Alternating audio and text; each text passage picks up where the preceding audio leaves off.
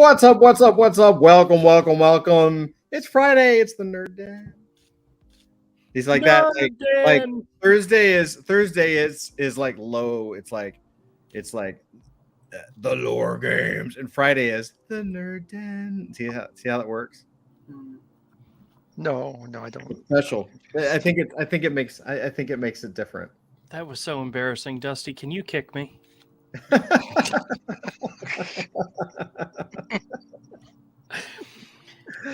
Oh, how's it going this evening, fellas? Good, man. Good. It's been a long week, a good week. It's weird. Like you get back in town from a trip, and it feels like the trip was ages ago, but it really wasn't. Like I got back in Tuesday, so well, basically Tuesday. So yeah. Recovering. And when's your next trip? When's your next adventure? Lord, I don't know. I was going to ask you about if you're doing Heroes or New York Comic-Con. Well, New York is slowly slipping down to the I don't want to go to that city. I really don't. Yeah. I there's so much negative crap going on, and it's only getting worse. Yeah. Heroes, I'm still interested in, but let's just say some other people in the family are making suggestions about that trip. About Heroes? Yeah. Like okay. Raphael might want to bring Ayla. Oh, cool. And they may want to go to a campsite or something and do a campsite. And I'm like, guys, we could just stay with Todd. And they're like, well, yeah, that's great. We'll see Todd, but North Carolina's for camping. And I'm like, okay, we camp out in our backyard. We have like a fire pit. No, they're campers. We toss rabbits and squirrels in it. It's fine. I bet you do. I will say one thing. Hey, what's up, Kyle? How you doing? Welcome. Hey, what's up, Kyle? I will say that New York. So Andrew, you know the Javits Center. Yes. You remember where Artist Alley is? Yes. So when you, for those that don't know, when you go in, if you go all the way to the right, there's like a hallway or a path, and then it opens up, and there's an open area that's Artist Alley usually. Right. That's where, that the majority of years it's been down that end of the thing. There was a year where it was downstairs in what they do the anime thing, and right. But just remembering that recently. So yeah. So were you aware, Andrew, that they basically rebuilt that area of Artist Alley, and it is now a 4-story glass building? Oh wow! They were doing construction on it. They had been for years, been working on construction in that area, but I never saw what they finished with it. So. Yeah, it is now. That bottom floor looks like the lobby of a hotel. And then as you go up, there's like it's all more like big halls and open areas and all kinds. There's an escalator all the way up and all kinds of crazy shit.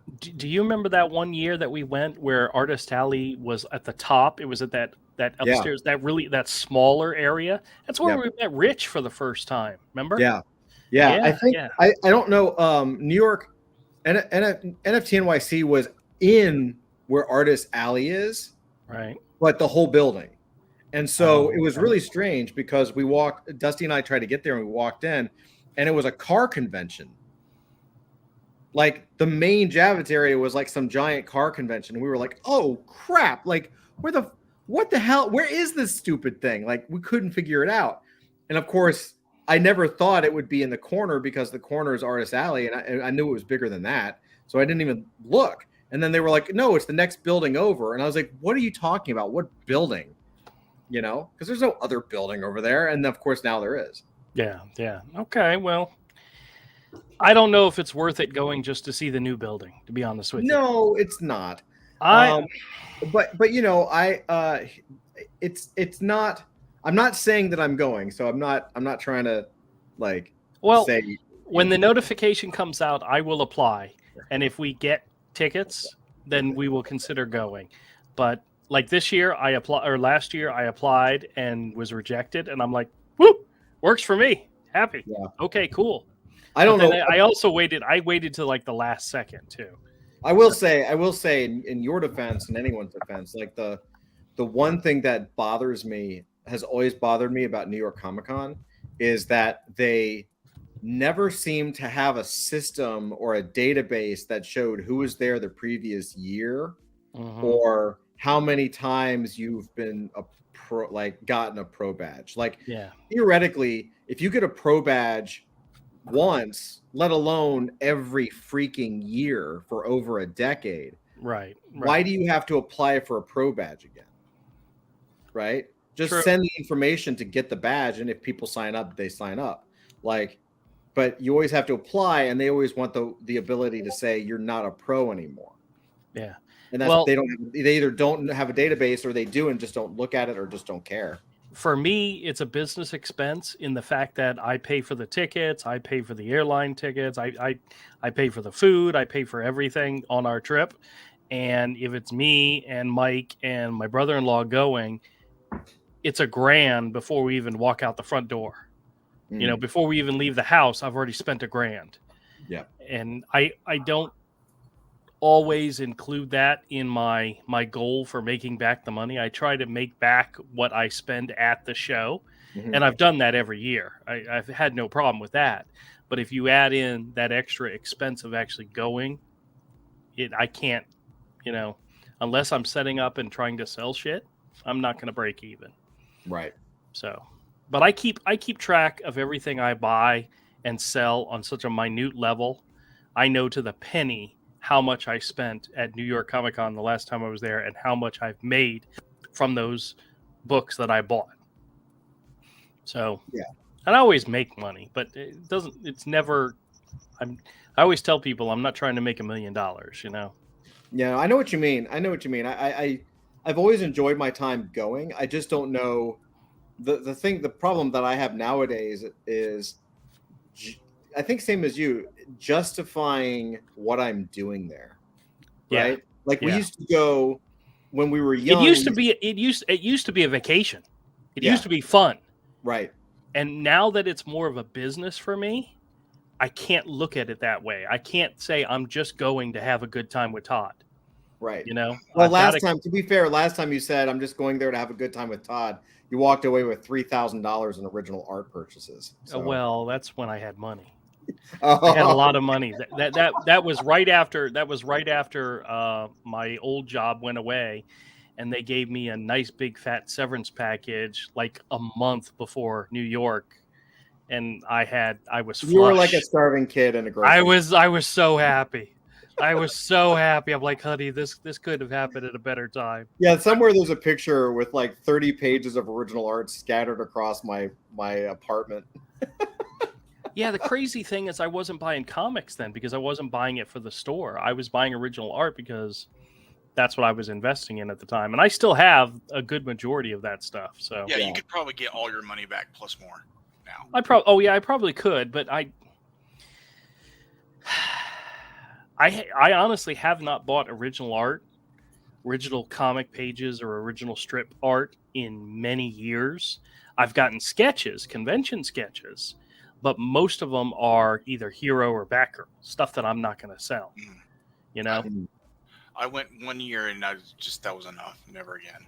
Yeah. Well, we have stories about all that stuff. What's up, KG? Welcome. Happy Friday.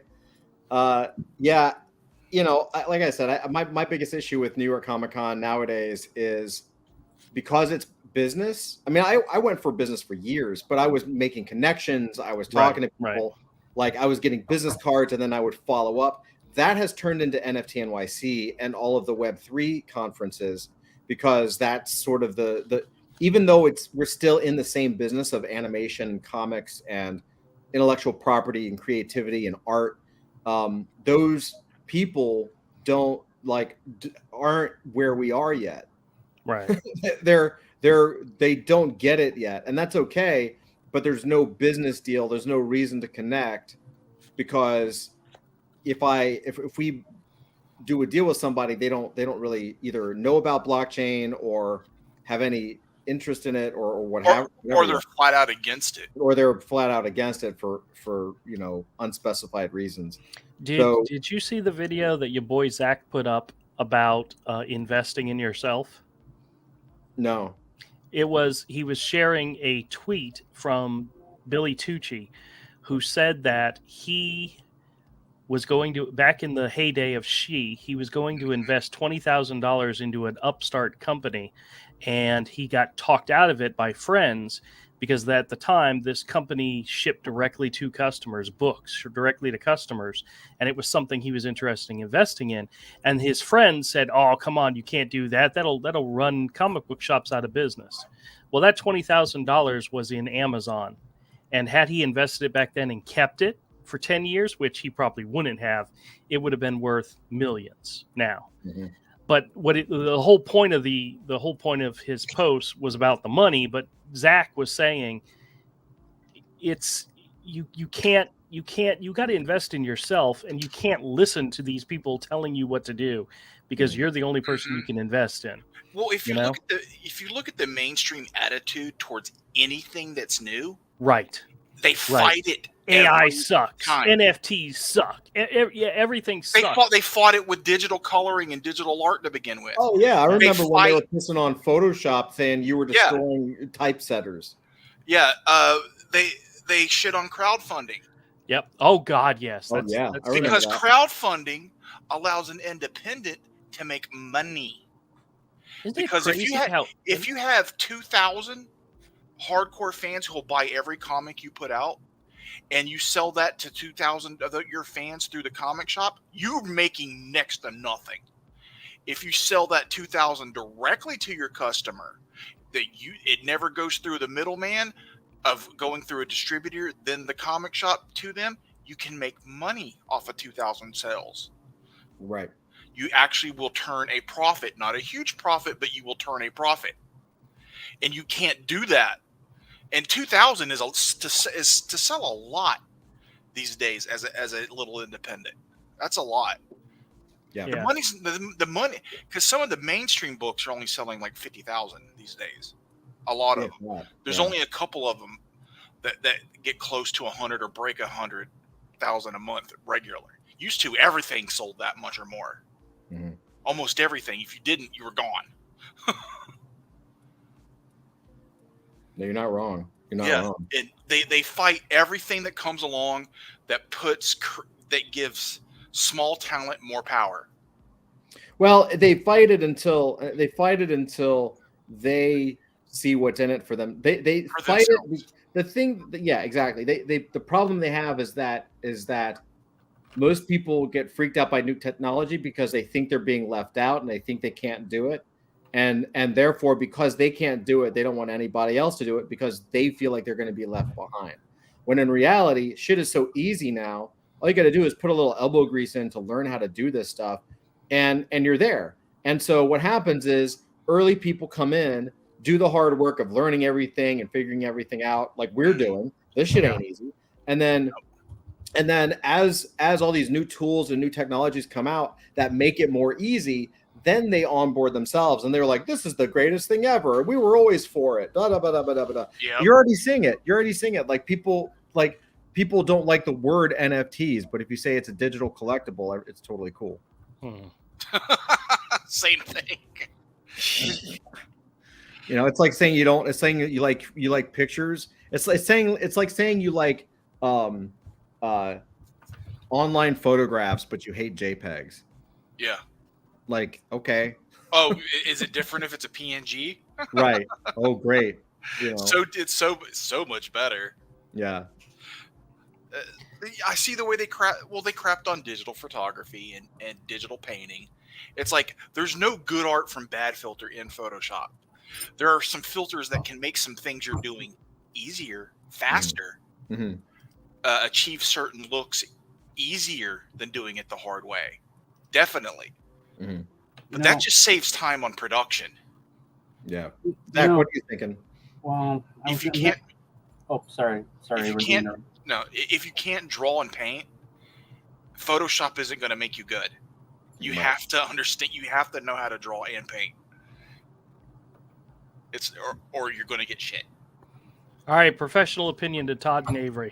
Well, wait. Before you do that, Zach was trying to say something. Go ahead, Zach. Well, no, I was just gonna bring up two things. First, I wanted to show you guys something that just something I knocked together literally in 3 hours. From being on Midjourney, I needed a book cover, so can I show it to you real quick? Of course. Sure. All right, we're presenting share screen. Okay. And this is going to be a kind of a play out a book cover. No, it is a book cover actually. Oh, right on. Okay. Oh, cool. All right, do you see me? Yep. All right. There we are. So basically, I was futzing around on. You're not Midjourney. sharing it. Oh, can you see me? I think you're sharing your stream, your actual desktop. All right. Let me try sharing my. You got to pick the right screen. Well, it's not a. Entire window showing the window. Yeah. Here we are. Yep. All right. Do you see this now? Yeah. All right. So I was basically futzing around with to me this is revolutionary because previously I had to pay for covers. Now I'm saving money. This is like basically I said I basically wanted a barbarian warrior. So this is what in the style of Frazetta.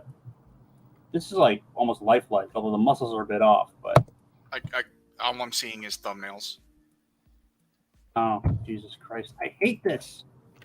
Oh, there it almost came up right.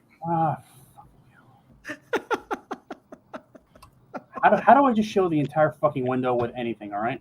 Deep breaths. You got this, Zach. It's okay. All right. I'm showing the entire share screen. Okay. Yeah, you're good. Sorry, I've had a really shitty week. So. Okay, so you're going to be sharing StreamYard your whole window. Got it. Yeah. There you go. That looks awesome. Yeah. Yeah. That's badass. It's got problems, but it's nothing I couldn't fix in like a couple of hours. Yeah, that looked like Morris or something. That looks pretty cool. Too. Yeah, again, that's all fixable. If you learn how to do photo editing, because what the tricks I would use to fix something like this, to fix the small things that are weird, that looks good. Are the same tricks I would use to do digital editing of photos. Yeah. Zach, really quick, what was like your art prompt for this guy? Because he looks great. I believe it was barbarian fantasy barbarian warrior wielding a sword in the style of Frank Frazetta. Yeah, I can totally see a Frank Frazetta. And I just riffed off of that. So this is good. This is a barbarian warrior rescuing princess. Fingers are a bit weird, and it's not what I was looking for, but I like it. Yeah, it's totally. See, those fingers are fixable. Yeah. Same one, but I like this one pretty good. This is the one I ended up going with, mostly because I realized that while I liked the first one, I didn't have a lot of time, and I need something with a black background so I could just get it done quick in Photoshop. I like this one really well. This came out really well, and yeah, it's pretty cool. Yeah, and the woman's hand is actually sort of okay. I mean, it's not it's good enough for government work, I guess. Although the guy, the right hand, I'd have to like edit that in Photoshop probably. Mm-hmm. Oh, that's sick. Badass, right? And this is what I came up with for a book for a book cover, which is now live on Amazon. Hey, there you go. Yeah, it took me about once I got the image right, it took me about maybe an hour and a half to put this together. I mean, just use the smoke and the scratched metal PNGs to like give it a little bit of flavor, and she's up. That's wicked, man. Yeah, that's awesome. Yep. Excellent work, bro. Yeah, the thing to realize is that I was previously paying like a woman in the Ukraine like $30-40 to generate this, so to create covers, which is a steal, but and I hate to take money away from working artists, Avery, but if this for those kinds of covers, yeah, of like pulp, like that's pulp, right? It's very much pulp, yes. It's pulp. It's fine. You're an independent small publisher, self-publisher. You don't have $1,000 to throw to some dude like me who could paint that. The thing is, here's the thing, though. You just don't have it. Well, KG says that's awesome. See, here's the thing, though, and this is something that we were talking about last week during the after the last nerd meetup, afterwards. Mm-hmm. So right now, AI, in my view, is AI art generation, media generation, still pretty much in its infancy. But yes, but imagine what would happen to the movie industry. And I mentioned this, because if you go on, actually, let me pull up Flash. What's StreamYard's views on YouTube as far as Showing something? yeah. You can show it. It depends. That's so weird. YouTube it's not StreamYard. It's just YouTube. All But right, you well, can share. hold on. You can share. I want to show you something. Something that I saw. I've been playing around with. All right. So I'm gonna share my screen again. Okay. And apologies in advance for what's probably gonna be no. Actually, no. It's now I know how to do it. So I'm gonna mute it. Never mind the talk. Just look at the images. Okay. It's almost. I mean, it's obviously animation, but it's almost photorealistic, right? Yeah. And the thing about the uncanny valley, I'm realizing, is that that effect only really happens, if let me stop that. I don't want to get flagged. That effect only really happens, and a lot of times. Did we just lose somebody? Oh, there he is. I accidentally clicked. That's okay. All right, the uncanny valley. I mean, once you get to that level of life of like real life being lifelike, the uncanny valley only really happens if you're like doing CGI with real world elements next to it. Like for example, the last season of The Mandalorian, where they had that CGI Luke Skywalker come on at the very last episode. People were raving at how it looked lifelike. It was obviously CGI. You could tell, even if it was just a regular person, you could tell, because being a human being and not like a weird alien, you're comparing him to the other people on the screen, the actual human actors. Right. No matter how close they get, they can't get everything. But when it's all CGI, there's nothing to compare it to, so it blends together. Now that game trailer, I looked into this when I was thinking about CGI animation. I think the rule of thumb is it takes about 8 hours of work to do about 10 seconds of footage at that level. So that's why computer generated movies. That's why computer animated movies take so long to make, because it's incredibly labor intensive. You're literally manually adjusting every movement. I mean, yes. You can save changes. You can save pre-save movements and filters and so on. But imagine what'll happen though if you can take AI and connect it to that kind of software. Like the SFM software. Yeah. Which is what they use to make those trailers. Right. And basically have the AI do like the 90% of the stuff that's basically the scut work. Like positioning the models, changing they've already been doing some of that with hair. Yeah, like Sully. Yeah. In Monsters Inc., they had to write an AI to deal with his hair. But here's the thing though. Imagine if you could, some point in the future. Now you probably have to get a dedicated computer to do this because the processing powers would still be intense. But I imagine it'll probably cost like the equivalent of like whatever $10,000 is in like 2030. Expensive, but not out of the reach of someone who's really dedicated. No, I mean, it's going to change, and this is why I think it's so crazy. I mean, we can always talk about the negative aspects of all of this, but on the positive side, like it's going to open. You're going to have a whole generation of animators and filmmakers and creators that are going to be able to create professional level quality without having to put in 15, 20 hour days just to never mind the animators. Just think about all the people right now who are locked out of the movie industry because they don't have the connections. Maybe they have the wrong politics. Right. Maybe they're from maybe they're from a minority group whose stories just or they're from a minority group or a part of the society whose stories just don't have broader appeal. And they can't get a look in because they make a movie, even a small movie. You're talking about like millions of dollars, dozens of people, even hundreds of people. I mean, you look at the credits for like a major Hollywood production. You're talking thousands of people. Yeah.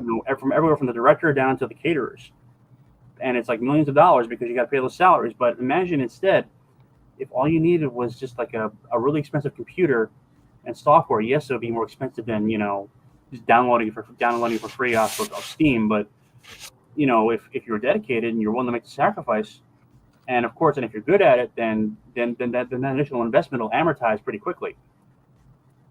And the thing is, it'll change the movie industry right forever because there won't be any more gates. It'll be like self-publishing books. All you need to do is be able to just put it out there, put your shit out there, and I think as time goes on, the technology will become cheaper because that's what technology always does. It becomes more accessible. So imagine this. Imagine we are now in a generation. We are in a world. Sorry if I'm talking too long. Imagine I'm looking at other stuff.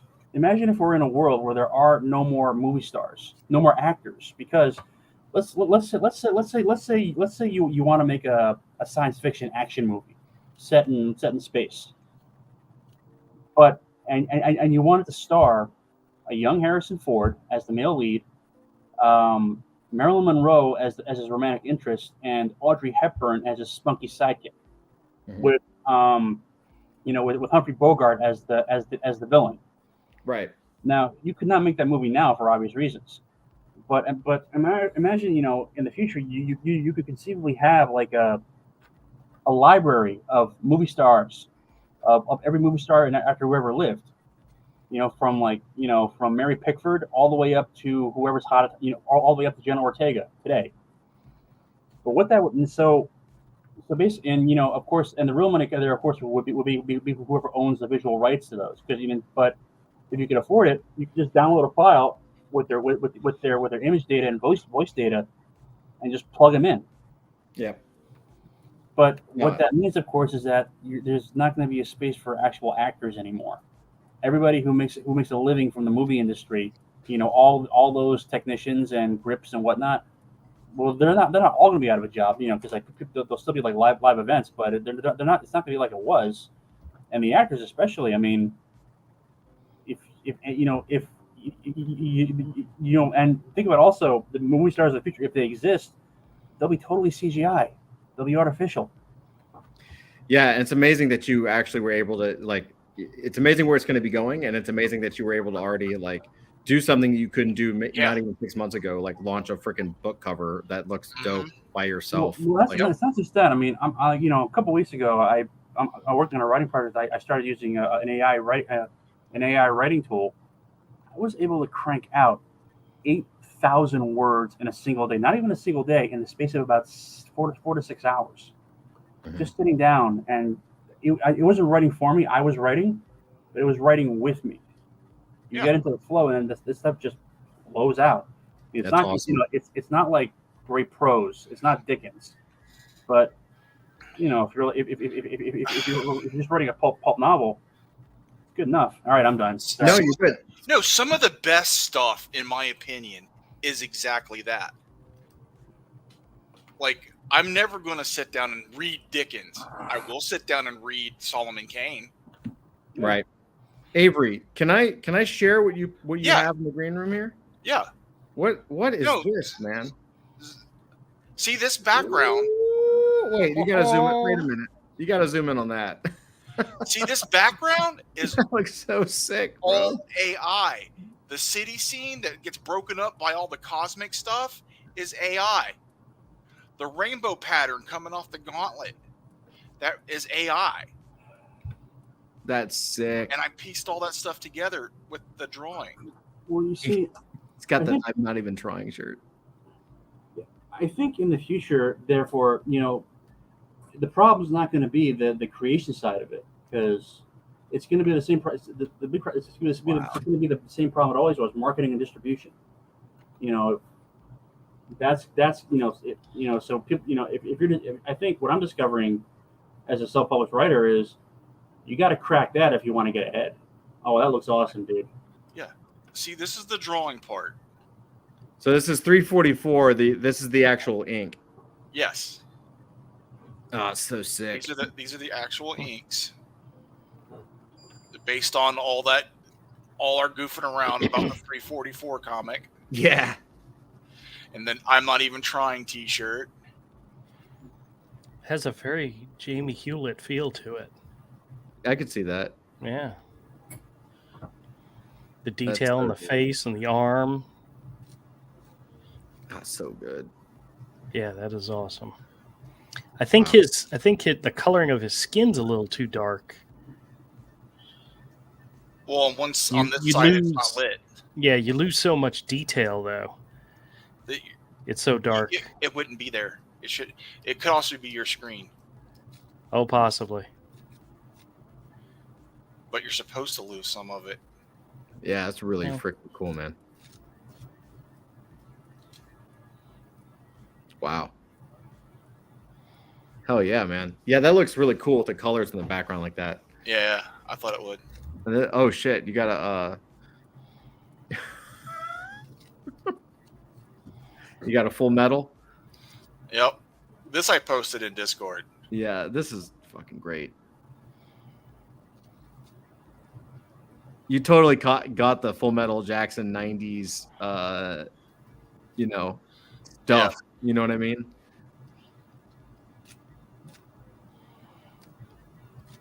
Oh, he looks so dope. Yeah, I have a whole bunch of adult fantasy art that I've done recently, but I don't want to share it because it would put you to shame.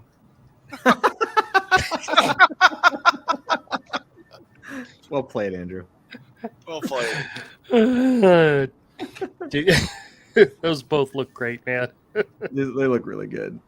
All right. Really good. Professional question. I need this answer because I'm getting ready to order one, and I need your guys' opinion. Okay. Epson 7820 or 7840? Which one do we have, Todd, that I tell you to order? Oh, hold on. Give me 1 second. Does it have 2 paper trays or 1 paper tray? Mine has 2. Hold on. Let me tell you the 2 number. and you can backfeed. See, I don't need 2 paper trays, though. But can it feed from the back? That's what you really want. Yes, it can feed from the back. 11 by 17 scanner? Yes, it's literally, the difference is $50 right now. Free shipping. I can have it by Wednesday. But I am desperate need of a printer. I'm having to run back and forth between my office and my mother-in-law's printer out in the other room in order to scan shit. And it was the Workforce 7840. All right. So that's the big one. It is awesome. It's also as nuts as it is, like I almost cried when I turned it on because no joke, like it's got a touchscreen, it's got everything you need.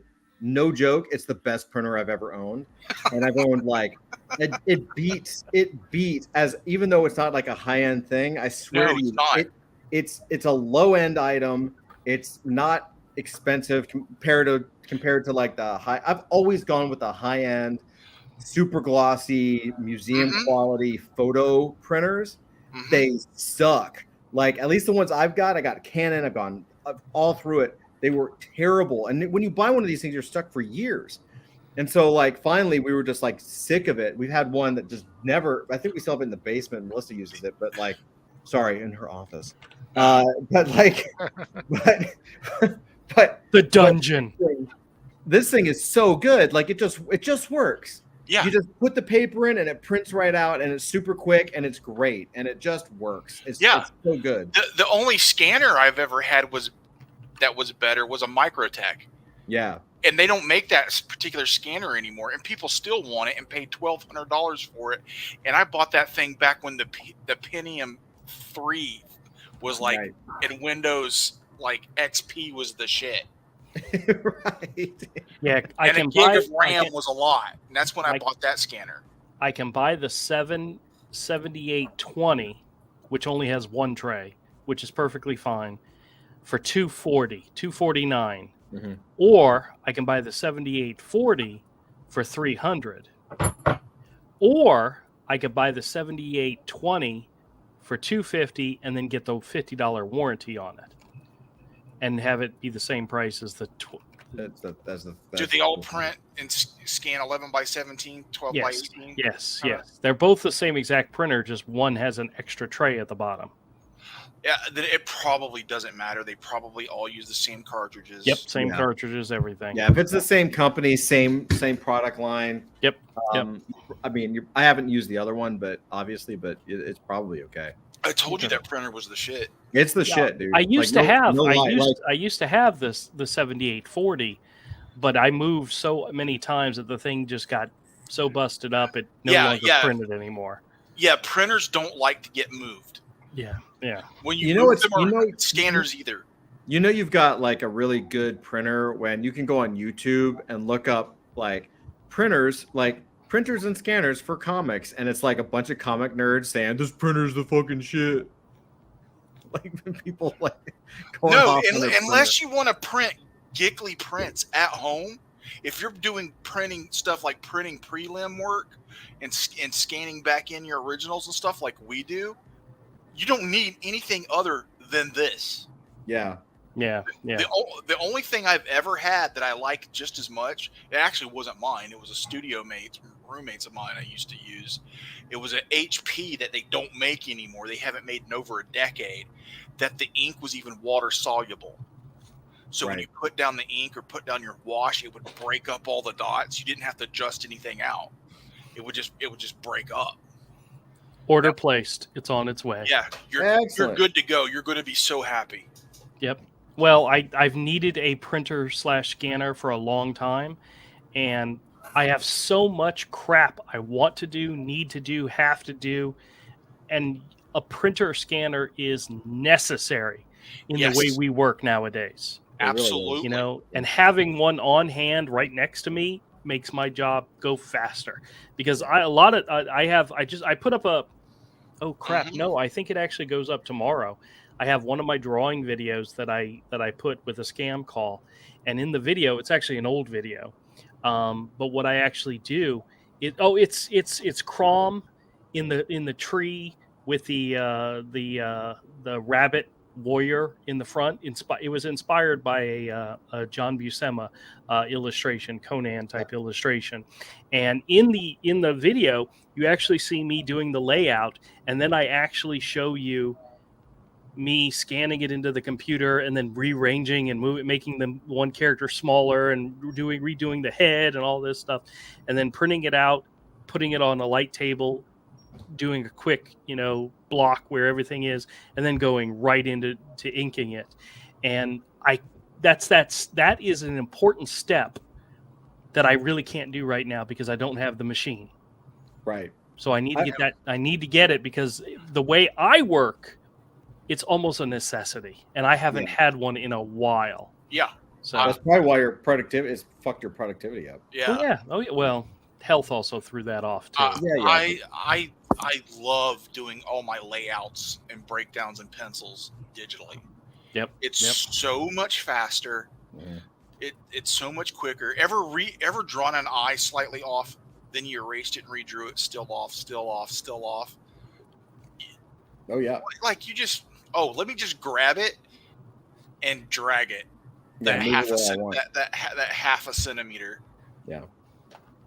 By the way, Andrew, one of your furry little friends, namely a rabbit, got into my backyard and ate all my garden shit. Like it ate like all my crops, dude. I have a 4x4 little plot with peas and string beans and cucumber, and it ate all of it. And not only that, it came back and I saw it and he stared at me. And then the little motherfucker went around the house, apparently snuck into the garage and took a giant shit in front of the driver's side of the car. Oh, dude. And dropped a bunch of pellets just to let me know that he didn't give two craps what I thought about him. Okay, you need to get an air rifle. It's okay. I'll sort you out, Todd. I'm going to send you like a 12-foot python in the mail and just put him in your backyard. It'll all be okay. It will. I know. Just don't let the children go in the backyard for a while. A pellet gun would be easier. I mean, there are pellet guns that at the ranges he needs it that are as powerful as a 22. I know, but they do say that they're like, oh, you should just spray everything with dried blood. And I'm like, no, I don't want to do that. They're like, they make those dried blood and garlic, the smell of dried blood and garlic. They make those fencing that you can literally put around your garden that'll seal the garden off. I am going to be doing that tomorrow, apparently, because I chicken have to replant everything.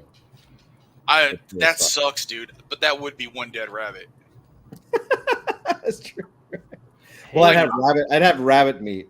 From what I understand, it's like rabbit's good. I've never had it, but I've heard it's good. Yeah, no, it's I think it's a delicacy, isn't it? I don't know, but I might find out if that happened to me. I might find out. Dude, if rednecks in Florida eat rabbit, it's not a delicacy. Yeah, rednecks everywhere eat rabbit. You can starve to death eating rabbit. Oh, because they're so. Their meat's not highly nutrient. It doesn't have the nutrition that like red meat does, like cow or really. beef. I didn't know that. Yeah, it doesn't have. There's not a lot to it. Is a squirrel a better quality meat than rabbit? No, they don't have the nutritional value. All right. What about snapping turtles? All right. Snapping turtles nutritionists? On to disappointing news. Okay. So in preparation for tonight's episode, I was doing a look through on the comicpriceguide.com's hot covers. You know, the new issues that are coming out to like see if there's any that were worth talking about. And Ambassadors #2 comes out. No. And Frank Quietly is not doing the art. Yes, I know. Now, Mark Millar works with fantastic artists. And Carl Kerschel is a fantastic artist. He is. But Frank Quietly's already gone. No, he's not. He apparently, from what I read, because I'm on Mark Millar's email list, I think Frank Quietly is doing 3 issues of the 6-issue thing. So he's just been incredibly slow, and I don't know. Devastatingly disappointing. It really is, because if it had been fully him, I would buy the hardbound in a heartbeat. Listen, Frank Quietly is so slow. Ethan was his fill-in artist. Remember that on X-Men? Well, what's so funny is, honestly, with all of Mark Millar's series, he gets a really good artist, and they do the entire series. You know, the Magic Order was probably one of my favorites. I believe it's on its 4th series now. The first one was Olivier Coipel, freaking awesome. The second one was Stuart Immonen. Oh my freaking God, that was gorgeous. Yeah. I forget the name of the third guy. It's not a name I recognize, but the 4th one had a different artist, but it's constantly good art, and they're in it for the entire series. Yeah. The fact that this one has already switched to a different artist in issue 2, either Frank Quietly is super slow, which we know, or they're trying to rush this crap out, and because they can't let Frank Quietly do the whole entire thing and get it out on time, they're putting in another artist. Now, granted, Carl Kerschel, if you have not read Isola from Carl Kerschel and what's his name, the pedophile or whatever his name is, he's not the pedophile. Wait. The guy that got Cameron Stewart. Wasn't he the one that got in trouble for like hitting on women in The Office or something like that? Not a pedophile, but you know what I mean. That book, as confusing as it is to read, the art is actually freaking gorgeous. Yeah. And I'm sorry, the art sells it in a lot of comics. And when you're talking about pedophiles and comic book professionals, it's a long list. I really do have to be more specific, don't I? Yeah, it's a long, like sex pests in general in the comic industry. It's a long list. Welcome, Dusty. I just want to express that these views here are not my own, and when the slanderous lawsuits flow, I disavow. We do not support any. What was it? Those views expressed by the guests do not represent those by its host or anyone else. Little late, dumbass, but okay.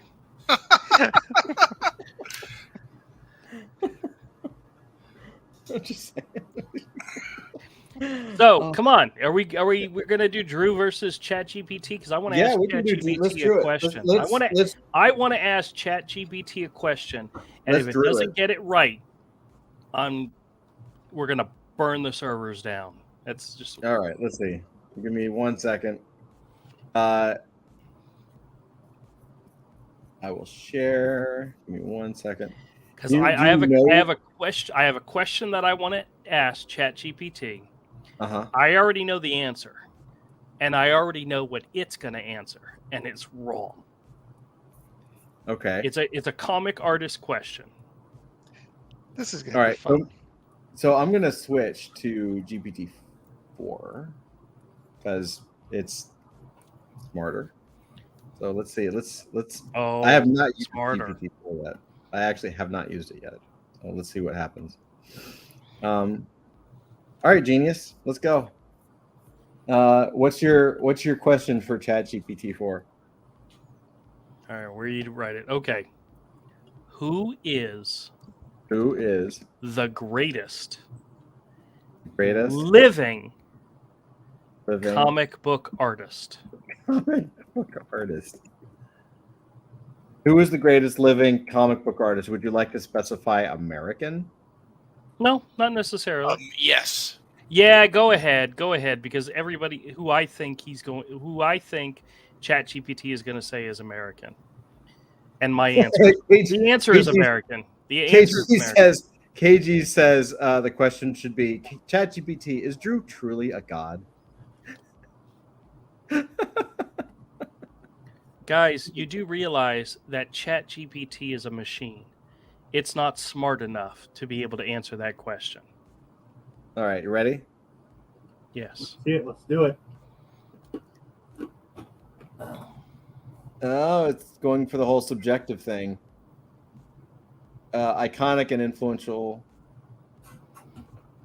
Jim Lee, Todd McFarlane are going to be the top of its list. Frank Miller, oh, go back to bed. Alex Ross, kiss my ass. I knew Jim Lee and Todd McFarlane were going to be on the. Neil Adams is dead. That's why I said living. But it's in September 2021. Motherfucker, the greatest living comic book artist alive right now isn't even on its list. Who do you think is on its list? Michael Golden. Period. Hands down. Your answer is incorrect. Nope. Defy me. That's the only way you can answer somebody else. Frank Miller is far superior to Michael Golden. No, he is not. He has lost so much steps. Michael Golden is still knocking out beautiful artwork where Frank Miller Really? I have one of his most recent books, and it's pretty bad. Plus, Michael Golden does not have the library that Frank Miller has. So here, why isn't the greatest? 50% of Frank Miller's crap is crap, though. Doesn't matter. He has more landmark, evergreen books under his belt. Than Michael Golden is. Michael Golden is wonderful. You can list numerous artists who were inspired by Michael Golden. There's not a lot that were inspired by what Frank Miller's putting out. I'm sorry to say. Look, boys. Tim Sale's dead. You can't use that one. But you got Art Adams, you got J. Scott Campbell. There's so many great artists who were inspired by Batman, Michael Golden. Since Frank Miller is based on Frank Miller. Dusty, what were you saying? Yeah, I don't know a lot about comics, boys, but I do know that ChatGPT is the most intelligent, sentient being I have ever experienced. So I'm very sorry for your incorrectness, Andrew. Guys, I didn't ask. I did not ask this piece of shit who is the most popular artist. Jim Lee, Frank Miller, Alex Ross, Todd McFarlane. Neil Adams is embarrassing. Neil Adams is embarrassing. It did say that it was subjective to determine who the greatest living. Nope. Different people have different preferences. There are great. There is great and there is great. Wait. Let me follow up and ask ChatGPT, why isn't the greatest living artist Michael Golden? You didn't put American comic book artist. Thank you. American comic book artist. I swear to God, if it comes back and says, who's Michael Golden? Greatest is subjective. Michael Golden is indeed an incredibly talented and respected comic book artist known for his work on titles like The Micronauts, Doctor Strange, The Nom, and various covers for Marvel and DC Comics. Michael Golden has a unique and distinctive style, which has inspired many artists over the years. His mastery of storytelling, anatomy, and composition is undeniable. It is entirely possible that many fans and fellow artists, Andrew, consider Michael Golden the greatest living American comic book artist. When discussing the greatest, quote unquote, in any field, especially art, it is essential to understand that personal taste plays a significant role in how individuals perceive an artist's work. Different people may find various aspects of an artist's work more appealing or impactful, which is why it's crucial to acknowledge the accomplishments and talents of a wide range of artists. You know what? If ChatGPT is going to take the stance that greatest is subjective, then it should not put out a fucking list. Okay? Because its list is wrong. Wait, how about this? Wait, hold on a second. Let me just ask you this question. No. You two artists, answer this question. If I was going to ask you to list the greatest American comic book artists off the top of your head, would Todd McFarlane and Jim Lee be on those lists? I mean, if it's based on, it depends what you're basing it on. If you're basing it on sales, absolutely. What did I fucking say? If you're basing it on sales, you have to add Rob Liefeld to that list. And there's no way. Rob Liefeld is a great artist. Kiss my ass and lick my balls. How long is the list? No. Am I listing the top 100 or the top 10 or top 5? Simply top 5. Go with that. Top 5. My personal top 5. Would I put McFarlane in my top 5? Bullshit. You would not. No, but I would put Jim Lee. Todd, how many? Absolutely.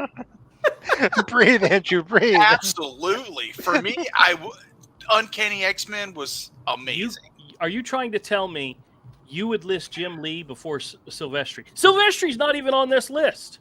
Silvestri would be in my top 5. Yeah. Mm-hmm. Yeah, Silvestri would be my top 5. So would Dale Keown and Jason Pearson and a few others. Jason Pearson not alive.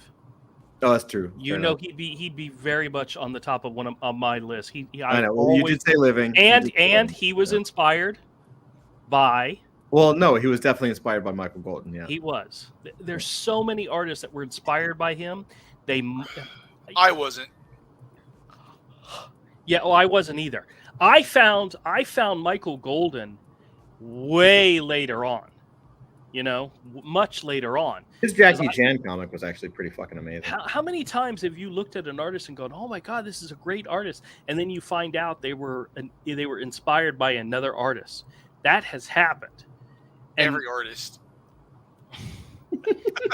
Yeah, but how many times does Michael Golden come up in that list of that's who inspired me? Never. And my tops, I don't. It's like we all have really like radically different tastes. We have overlap with some of the people we like. I don't know if Michael Golden would be in my top 5. Mignola would. Yeah. Chris Somney would. See, I wouldn't have. Chris Somney wouldn't be in my top 100. Frank Quietly would probably be up there. Golly. Oh my God, you people are just. You're ripping my heart out. Frank Miller would be up there. In my top, yeah, dude. Hold on. Let's ask ChatGPT. Who is your favorite greatest living American comic book artist and why? I don't want to ask that question because it's not going to answer it. Yeah, he will. But maybe he can't express a personal favorite. I would have to like cheat and like try to get it to break. Honestly, its list is based on popular American comic book artists, not who's the greatest. Popular. You'd have to put Jim Lee on that list. You'd have to put Todd McFarlane on this. Yeah, well, popular is a signal of greatness, unfortunately. How many people in our industry, in this industry, are pieces of shit, but they're popular? Andrew, the music you listen to is like top 40 pop music. You like Britney Spears. And he loves it. He likes Taylor Swift. You believe that your music that you listen to is better than the music I listen to. A lot of that is because of sales. Is it not? No, has nothing to do with sales. You can't even find music that Todd and I listen to. And Todd and I have different tastes in a lot of stuff, but you can't even find radio stations that in most cities that even play a lot of those bands. You can if you're in like downtown Atlanta or New York. If you're in Manhattan, you could probably find a radio station that plays some of it. Bottom line, ChatGPT is wrong. And I knew it would be. But I also cheated.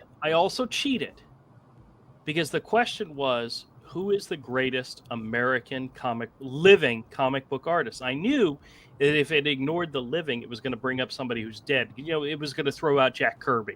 It's only because the model supposedly only goes. The problem with that is its programming supposedly only goes up to September of 21.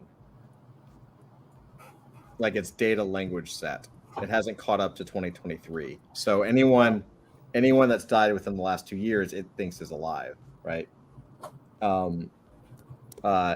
Yeah, tell it Neil Adams. By the way, Neil Adams died, and give the date. Let me see when Neil Adams died. No, greatest. Oh my God! Only greatest living comic. April 2022. So April 28th, 2022.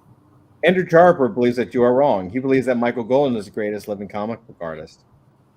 You didn't do American. Oh my God! Greatest living. You gotta be specific. I know. This thing's not that bright.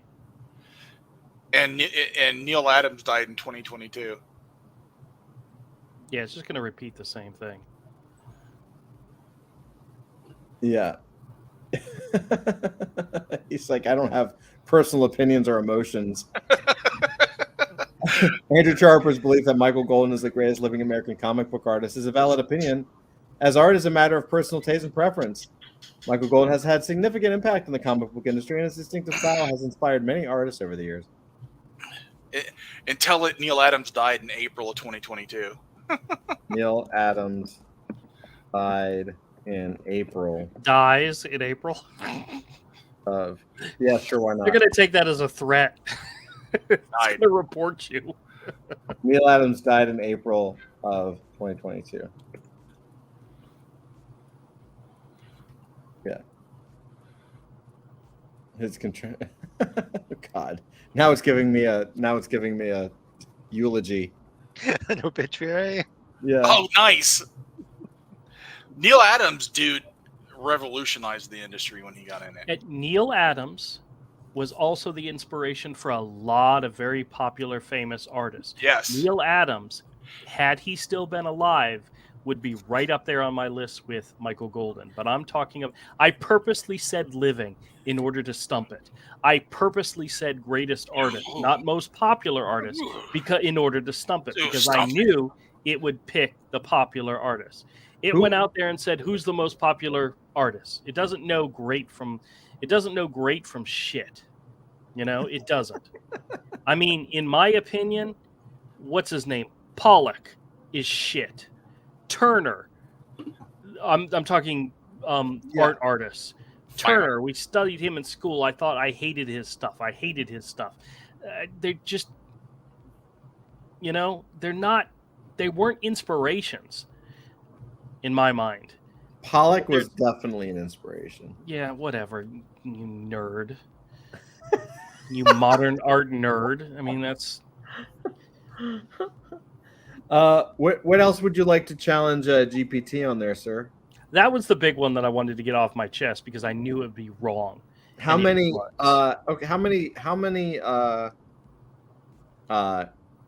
holds the record for the most number of comics sold? What are you talking about? Who holds the record for the most amount of comics sold for a single issue?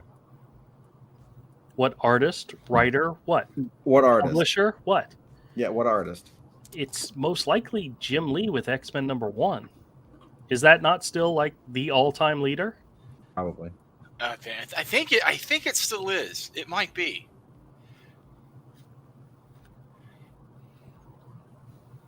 And honestly, I don't think it's one of his best X-Men issues. No, I didn't like it at all.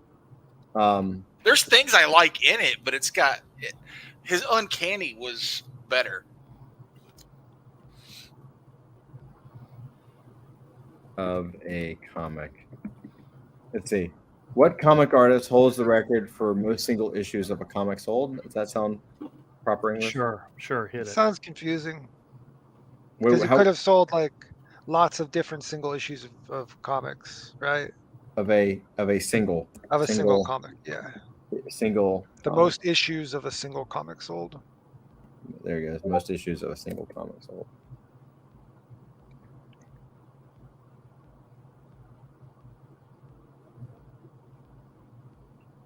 Jim Lee, yeah. Jim Lee, 91. Yep. 8.1 million. God, the royalty checks for that were fat, dude. Yeah, fuck. ChatGPT is still pushing the bullshit line of the speculator boom. Essential note: the record sales were partly due to the '90s comic book market speculator boom and the issue's multiple variant covers. Well, the variant covers, sure, but speculator boom, not so much. Question for you: Mm-hmm. Do you think that record will ever be beat? No. Not by. I mean, it can be beat, yes. Will it be beat in the same way, like just launching a comic book and having it sell out? 8.2 million? No way. I think something like an NFT could absolutely beat it. Like, someday, an NFT will beat it. Yeah. Like you could have a comic right now with 5 different covers or whatever, model the same thing, and have no cap in terms of no like just an open edition of a comic sale and not turn it off. And I think in if you work hard a few months or a few years, you could absolutely beat it. But ask it how many copies of Justice League versus the Avengers #1 were printed. How many copies of Justice League versus the Avengers? Yep. Was it comic? Yep. Issue #1.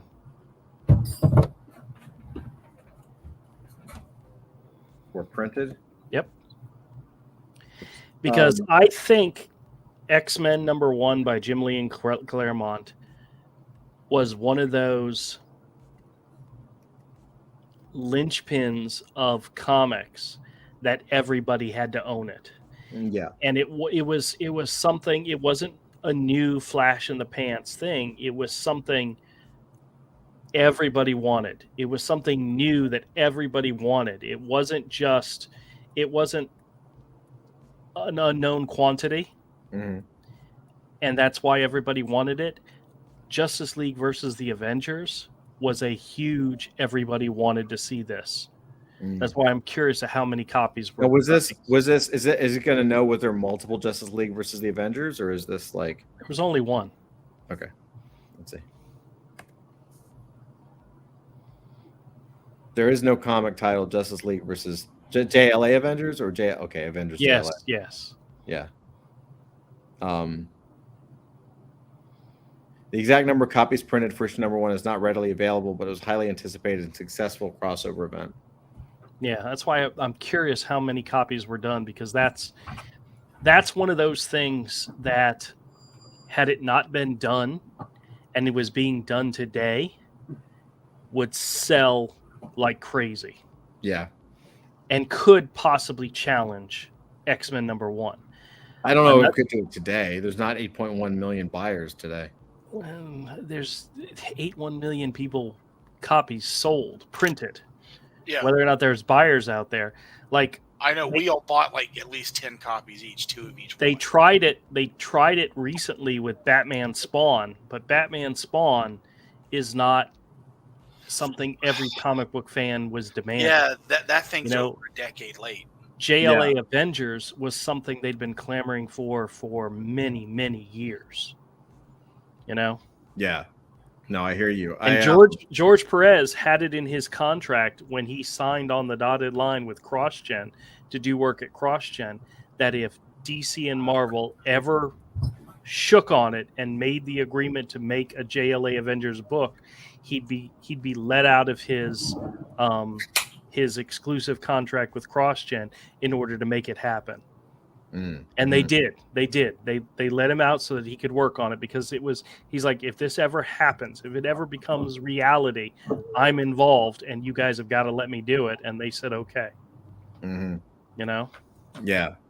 No, that's a great thing. I always thought one of the interesting parts of comic book lore was, when you're young, you don't think about it, but to show how inexperienced all the Image guys were when they left, your Rob Liefeld, your Jim Lee, your McFarlane, Silvestri, all those guys, they were all competing with each other, and they were all coming off of and trying to beat like Jim Lee's record, right?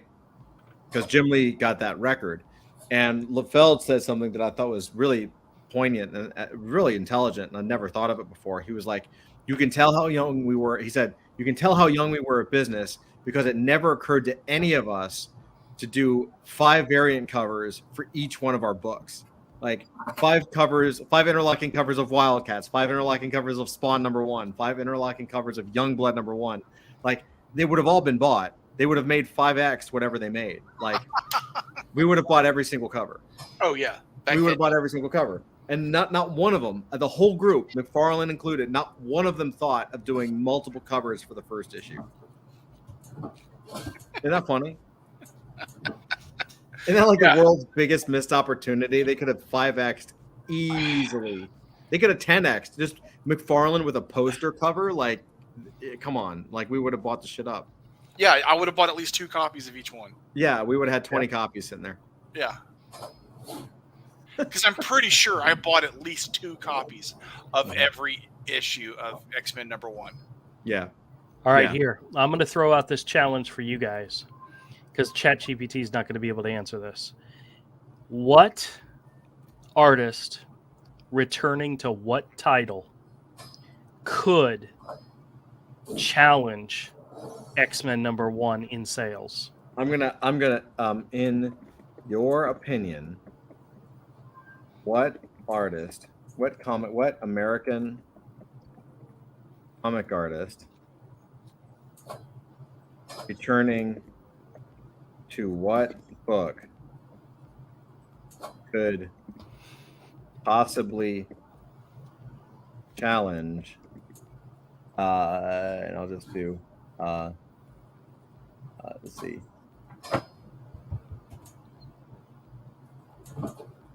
X-Men #2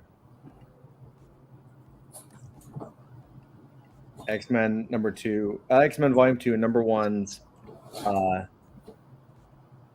8.1 million copies sold. And I'll just say use your imagination because I don't want that whole like, well, that's a language AI, blah blah blah. I have no opinion. All right, now before you hit enter on this, I'm going to ask you guys the question. Okay. I mean, I don't think there is one. I don't think it's possible right now the way that comics is set up. I think the way we could, here's my answer. I think anybody could do it. I think you could do it. I'm pretty sure I could do it. But but here's the thing. In my opinion, it's not going to be from like a Wednesday drop comic sale. I mean, they did 8 million sales in like a month. Like, I don't think that's going to happen. I think you're going to have like a comic that's available for sale, and over the period of several months or several years, people buy it, and then you beat the record. I'm going to give you guys an example of what I'm talking about, what I'm trying to get at here. Okay.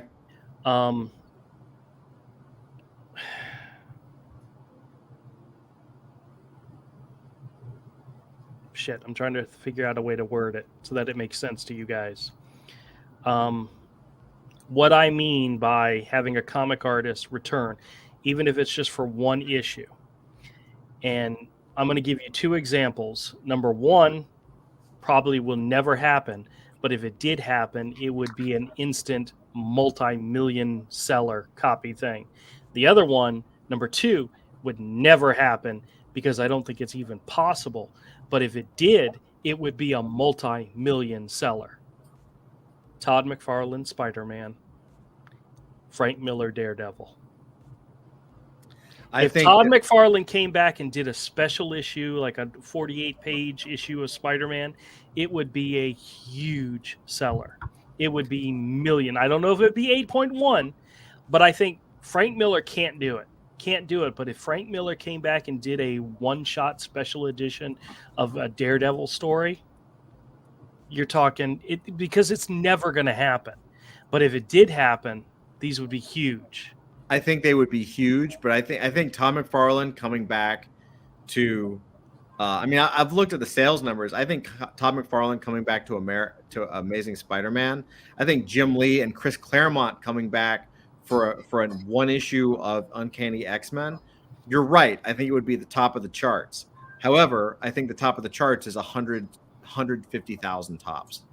200 at the max. Capped. No, I'm just saying, because of the simple fact it would never happen. Yeah. You know, there aren't enough people who collect comics to generate these days to generate those kinds of sales. Well, it just doesn't exist. I mean, you had Jim Lee go back on to Fantastic Four, and you had Liefeld go to Captain America. Yeah, but that was not them going back to something. That was them doing something new. I'm talking about going back. Dale Keown doing the Hulk. Silvestri doing Wolverine. Just iconic artists known for characters going back and doing them again. They're just, I know there's not enough comic collectors in there, but man, would this give a kickstart to comics.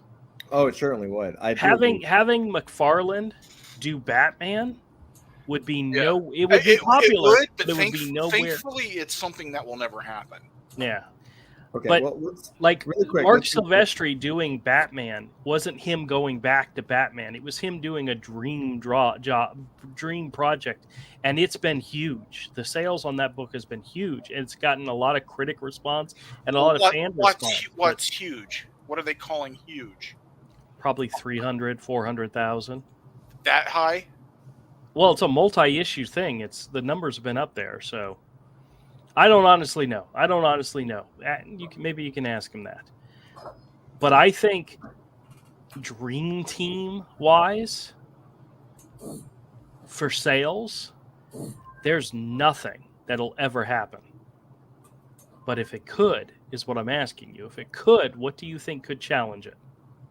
I think Todd McFarlane doing a Spider-Man would be up there. I think Frank Miller doing Daredevil would be up there. These things are never going to happen. Yeah, I just don't think there are. I mean, even 8.1 million copies, divide that by, let's figure this out. Dusty. Yes. You're way faster at a calculator than I am. What's 8.1 million divided by 5? 1 point something. 1.62. So and out of that, so pretty much everyone that bought that X-Men book bought all 5 covers. Most, and a lot of them bought more. So you're talking about 1.62 million buyers as a cap, and I would say it was probably half that, or maybe 2/3 that. So let's say you had somewhere around 750 to 1 million people purchase those 8.1 million copies, because again, a lot of retailers got a box load of them, right? Right. So you're looking at about, I mean, honestly, probably looking at somewhere between 500,000 and 1 million people. So we would have to grow. Because right now the top comics sell about 100,000, but that's to stores. That's not. We don't know. Right. The problem with the numbers is that it's 100,000 quote unquote sales numbers are how many issues go to stores, which is why they're padding the numbers with all these. Now you're getting into a whole nother discussion, which is valid. What projects could bring readers and buyers back to comics? Well, I'm saying, my point, I guess, was, but that's a good question. We can talk about it. But I think the reason I'm bringing it up is because you would need to.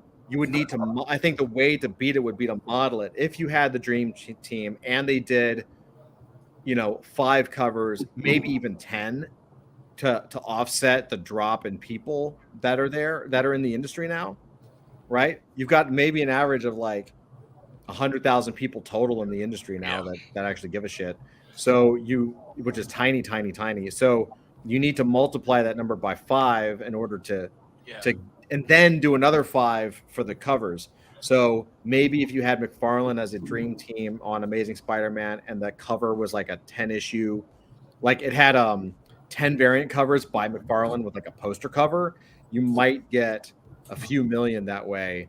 But 8.1 is insane. Really quick, I'm going to ask ChatGPT this. I can't. Okay, I can't find the sales numbers. I can find lists of what were the top books that sold, but I can't find like how many they think they sold, like even what they shipped.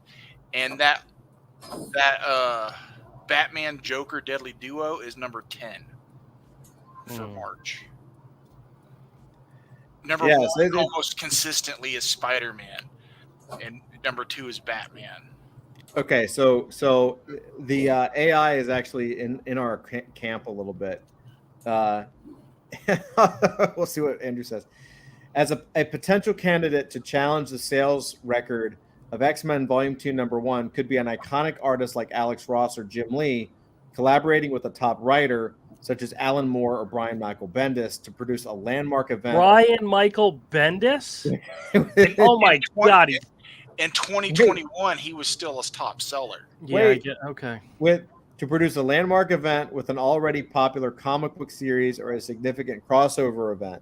For example, if Alex Ross and Alan Moore teamed up to create a unique, groundbreaking event that brought together characters from both the Marvel and DC universes, the excitement surrounding the project could potentially challenge the sales record. It's essential to note that the comic book market has significantly changed since the 1990s, and the conditions that led to the record-breaking sales of X-Men Volume 2, Number 1 may not be easily replicated. Nonetheless, a combination of top talent and a compelling storyline involving popular characters could still generate significant sales and interest in the comic book community. JLA Avengers, covers and character designs by Alex Ross, interior by Jim Lee. Potentially. I don't know if I'd buy it. Oh, hell yes, I'd buy it. Even though I'm not a big Jim Lee fan. I'm not even a big Alex Ross fan anymore, to be honest with you. I won't buy anything any of them publish anymore. Yeah, I haven't bought anything new. I only buy from Andrew's comic shop. I think I only buy back issues and trades. One of the things I loved about Alex Ross's work on Justice or Kingdom Come was his character designs for the future generations of characters. They were just fantastic. What was the one that he did for Marvel? Yeah. That he did all the character designs. Planet X. Some of those designs were a little silly, but there were a lot that were like really, really cool. You know, yeah. And Joe Paulion did the interior art. He did a lot of that interior stuff. Yeah, but I mean, Alex Ross has an imagination. I'd put it in his hands and let him design it, and then let Jim Lee knock it out of the park, and have alternate covers by like the number 1 artists in the world, Chris Samnee, Dale Keown, all these people that just know how to do covers. I do say I think a Jim Lee X-Men, Jim Lee X-Men would definitely get me back in the comic shop. Surprisingly, maybe a Joe Madureira X-Men would get me back there too, or a Joe Madureira Battle. It takes 6 years to get one issue done. Please. No, I know. I'm not saying we're talking about one issue. Yeah, I know. You know, for a miniseries for sure. Like that would be incredible. You know what's so funny is we're talking about an artistic and creative spark to kickstart a dead and dying industry. Mm-hmm. You know, Yeah, you That's literally have to redefine everything. you have to. You know, you have to start from scratch. You'd have to create this all over again. Well, this is why NFTs are so, and digital collectibles, whatever, are such a topic, because it elevates any art form, not just art forms, but anything, to the level of technology and startup aura that a lot of Web 2 startups had. Like you can't make a comic company Airbnb. It's not going to happen. But you can use technology to take artwork and turn it into something as popular as Airbnb. Does it make sense? Yeah. Andrew Shut just up. was sitting Be there. quiet. Zach, shut up. Nobody wants to hear Thank from you, Zach. Yeah. Appreciate you. All right, I'm gonna go mute now. Thank you very much. No. Don't listen to Andrew. Don't listen to Andrew, Zach. Andrew's Don't just a listen to dick. Andrew still doesn't want to let go. Andrew doesn't update. Yeah, Andrew's OS. Andrew's still like at Windows 95. Yeah. One day, Andrew will welcome you to the future. Okay. Andrew still uses DOS. DOS. I'm just wondering, why is it that why the comic industry hasn't figured out a way to do digital delivery yet? Because they kind of don't want to. Well, that makes sense. Yeah, there was one of the problems I did my best to fight against it. I mean, as little as I could when I was inside, like doing Marvel stuff. I had the same questions, and what I was told was, I mean, I don't think it's a hidden secret. Basically, the publishers felt the need to cater to the comic shops, and the comic shops were super they're anti-digital, anti-delivery, anti-subscription, anti-anything that takes people away from going to the comic shops. The problem, and so the comic industry was like, they didn't want to piss off the comic book retailers, so they just kind of went along with it. The problem is that technology advanced, and now everyone goes digital, and so they basically put themselves into a corner where, if everybody's getting their stuff digitally, digital downloads or digital delivery or Amazon, like, who the hell gets in their car to go to a store anymore? Really? Yeah, but your argument, there's a wood fallacy to your argument in the fact that there are digital providers of comics that have literally gone backwards with their quality. Comixology, which was one of the top ones for the longest time, people are screaming and hollering and yelling how they can't stand it anymore. Yeah. Isn't one of those going away? Comixology. Is it Comixology? Yeah. Yeah, they're just banding because of the fact that they've lost so many subscribers because they literally sucked. They literally went backwards with their technology advancements. They literally went to where it was no longer enjoyable to read a comic. You know, they killed themselves. Right. There's no big future movement in digital comics right now. You know, there's nothing trying to improve it right now. I mean, I think it's the delivery. Like, I think the difference is, like, instead of you going to the comic shop, why don't you have the comic shop come to you? So it's like, okay, cool. Hey, everyone, we're doing a drop. Not really, but we're doing a drop at this date, this time. Go mint, and then they mint, and then you get the NFT. You own the digital asset, and then as a benefit for owning the digital asset, you provide your address and your shipping information, and you get the comic mailed to you. And what ends up happening is this is why crowdfunding is the closest thing you're going to get to breaking that record. You got people like EVS who did over $1 million in a sale, right? Like, there's a reason. He didn't do it with copies. He had to bump up the price of the book.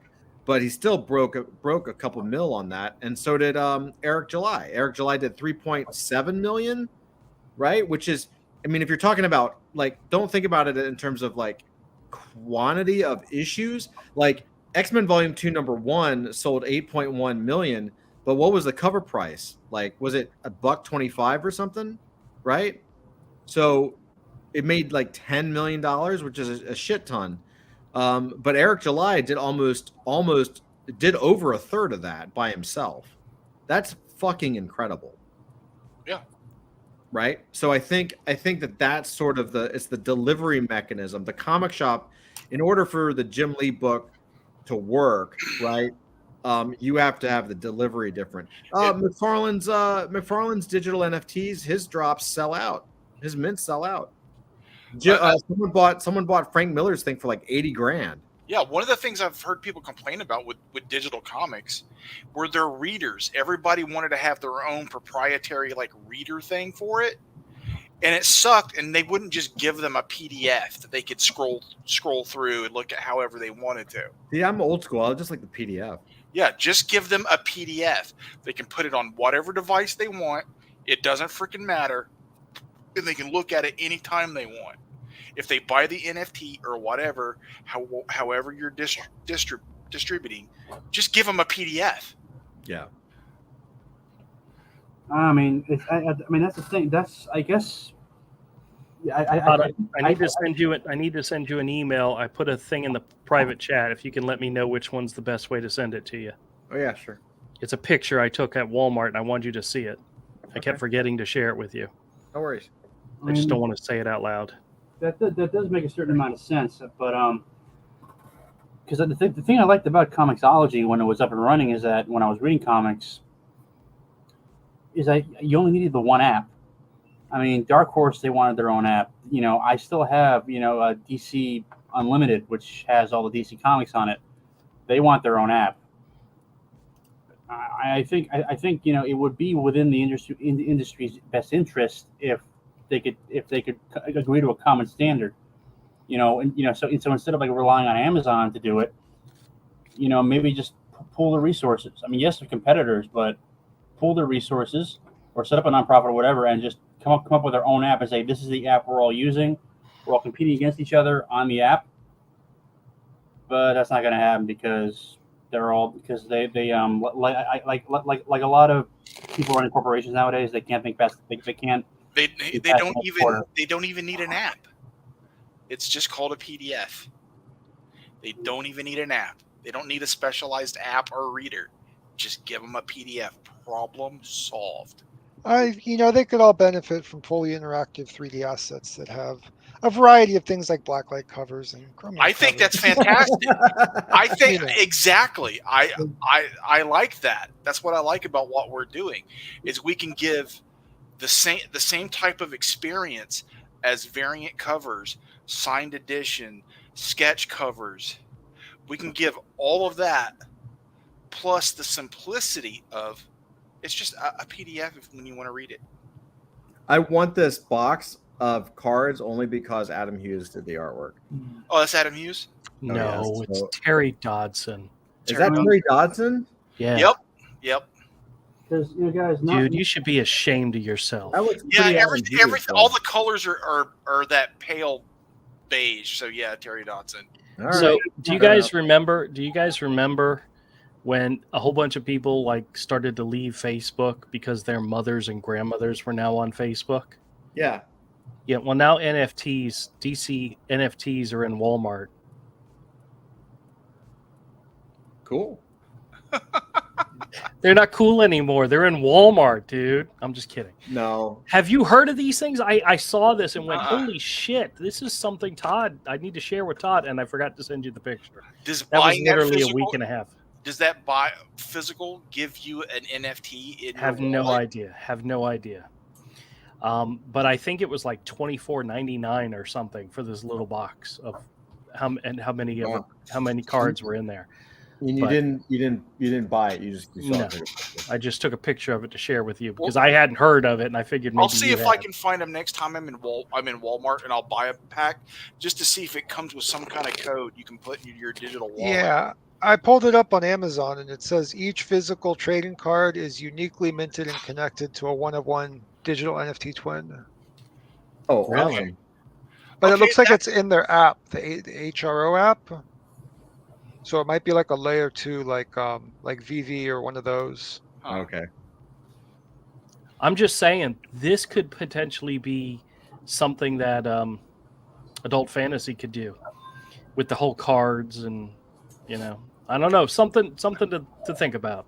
But I saw this and went, oh shit, I need to share this with Todd. He's already thought of it. Oh, I He know, would but buy the card, then get a physical shipped to you. Yeah, that's pretty cool, but it probably goes to their custodial app, so not actually in the wallet, You fully can't under put it in your control. Yeah, screw Right. that. I'm not for that. If that service goes down, you lose everything, and that service will go down because it's DC. It's who it is. hey, did you hear Trump is getting ready to put out a second series of NFT trading cards? I think they already went out. Oh, really? Okay. These are the cool little graphics, though. I was just wondering, had you ever heard of these? Yeah. I haven't heard of these. No. It's really interesting. I see. Oh, like they're doing a leaderboard for collectibles. That's cool. I guess that's series 3, or they're calling it chapter 3. Yeah, I guess. What I saw was chapter 2. I'm much more for something that you could have in your own wallet on the not having to have their proprietary app makes me nervous. Well, Yeah. it's definitely DC. It's officially DC licensed,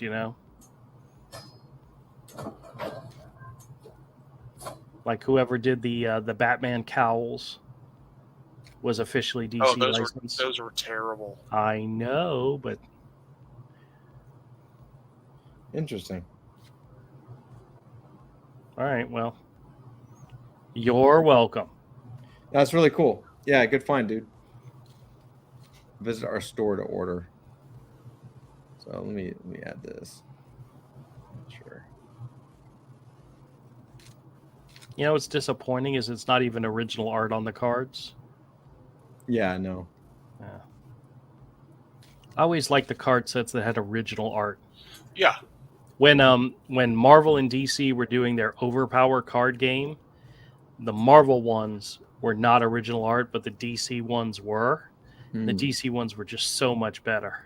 Yeah, they were. Because of that fact. Interesting. Yeah, $28.99 a pack. Yeah. I think that's what it. I think it was like $24.99 or something like that. Right, 29 cards, so they're saying $1 a card.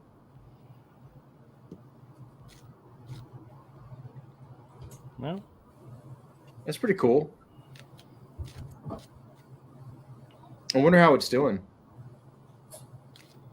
I am downloading the app right now. Degen. Dusty's getting himself some DC cards, some NFT cards. He's gonna check it out. Okay. He's a researcher. Yeah, he'll see if it's worth even looking at. Well, honestly, I like the idea of having physical versions of NFTs. Yeah. So having actual comics, having actual cards is definitely a step in the right direction. Mm-hmm.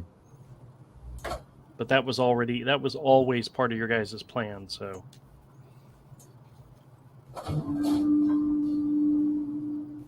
What was that? Oh yeah, I'm all for doing limited edition, everything limited edition prints that are tied to What would be a pain in the ass is making the signatures match.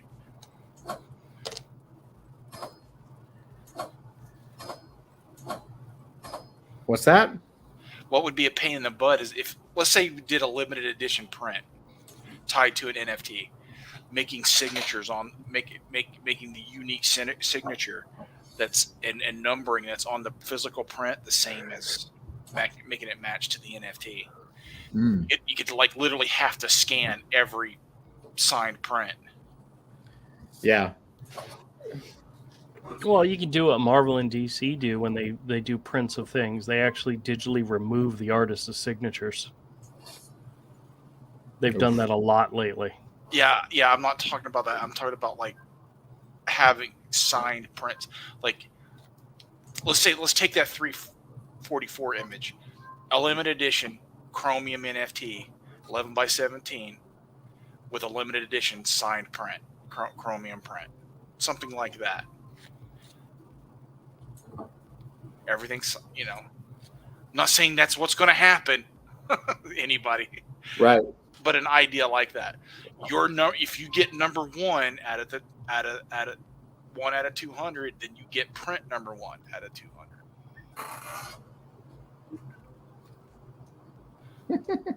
the same with the books. If you get the signed one, you get your physical comes signed. That's pretty awesome. Yeah, that would be very, very interesting. I showed Mike because I can't keep a secret. I showed him what I'm getting him for his birthday this year, and he's very excited. And then he actually had the nerve to ask me, "Can I look through the comic before you have it graded and sealed?" I was like, "You out of your mind? Stupid ass kid doesn't understand what I'm doing for him, He doesn't understand. Doesn't understand. Why doesn't he understand? I'm just being silly. He understands. I did take it out. I took it out of the bag and board, and I flipped through it and showed it to him, but I wouldn't let him touch it. This is a not for you to touch birthday present. What does that mean? I found him a comic that's worth money, and I'm going to have it graded and sealed, and I'm going to give it to him for his birthday. And I wouldn't let him flip through it ahead of time. I wouldn't let him read it ahead of time. Because I'm such a horrible parent. I mean, you are a pretty bad parent. I mean, that's what the rumors say. That's what the internet tells me. Hey, all my kids are still kicking, so... No, I know. You're actually a great parent. Oh, speaking of which... I say that with love because you're awesome. Speaking of which, Ayla said she reached out to you to get your address for the invitation to the wedding. I pinged her back. Okay. She pinged me. Well, then she asked me if I knew what your address was. I said, I don't know. No, she pinged me from a number that I didn't recognize. Oh, okay. And I was like, sure, I'll give you my address. Who the hell is this? And then she told me who she was, and she was like, "Oh yeah, I forgot that I guess she changed her phone number last year." Right, she did. I had her old number, of course, but I don't have a new one now. Well, she asked me what your address was, and I'm like, I don't know what it is. I usually text it when I'm on my way. Hey, what's your address? Yeah. But we're already making those plans. I've already had to dish out money too. You have to pay for 2 of those. Yeah, I know. That's going to be great. Yeah. I'm really looking forward to it. Dude, start saving now. That's all I can say. I'm investing all my money into Pepe coin, so we're good. Oh, just tell them to elope. Yes, every time you put them to bed, just whisper in their ear as they're falling asleep. Elope. Yes. There's nothing wrong with the justice of the peace. Oh my God. Yeah, I don't want to talk about my babies getting married. I still have some time. You have a little bit of time. It goes by quickly, dude. I know. Goes by quickly. I know. I had a pop-up on my phone. Like, you know how you get a pop-up every now and then that says, remember this picture from 5 years ago or 3 years ago? Yeah. It was literally that time that Jen and I met you and at the it was like Waffle House when your oldest was still like a baby. And I'm like, yeah. That feels like yesterday. It does. But it was a while ago. Yeah, I know. Time flies. It's an bottom line is, dude, they grow up so quickly. You got to be prepared. I'm just warning you. Just ask MK. He's got, It does seem like you two just got married, in my mind. Who, me and Melissa? Yeah. Like your wedding wasn't that long ago. That was 10 years. Yeah, I know. That was a good wedding, though, man. It was fun. We had a party. I had a conversation with Ayla. Did you have a reception party? Yeah. Did I go to it? I don't know. I don't remember. I think so. I think. Did I give a speech Probably at the reception party, or did I do it at the wedding party? I don't remember. I know I gave a speech. I just don't remember. I have it on video somewhere. I don't remember. Because I told the dad is gay joke, the story. It's not a joke; it's a story. But Yeah. I couldn't remember if it was at the wedding or if it was at the reception. I And don't Ayla remember. tells me we went to the reception. I do not remember it. It was awkward either way. I was drunk for 2 days. Yeah, I was not really sober. Yeah. We were literally reminiscing about weddings, and yours was the last one I attended. Yeah. So Really? that's why it was topic of conversation. Yeah. Well, that's because Ramel, doesn't tell us when he gets married, because I'm sure he's had like 9 wives or something like that. Yeah. I had no idea. Oh man. Well, what else you got, Andrew? Do you got anything? How are your comic hunts going?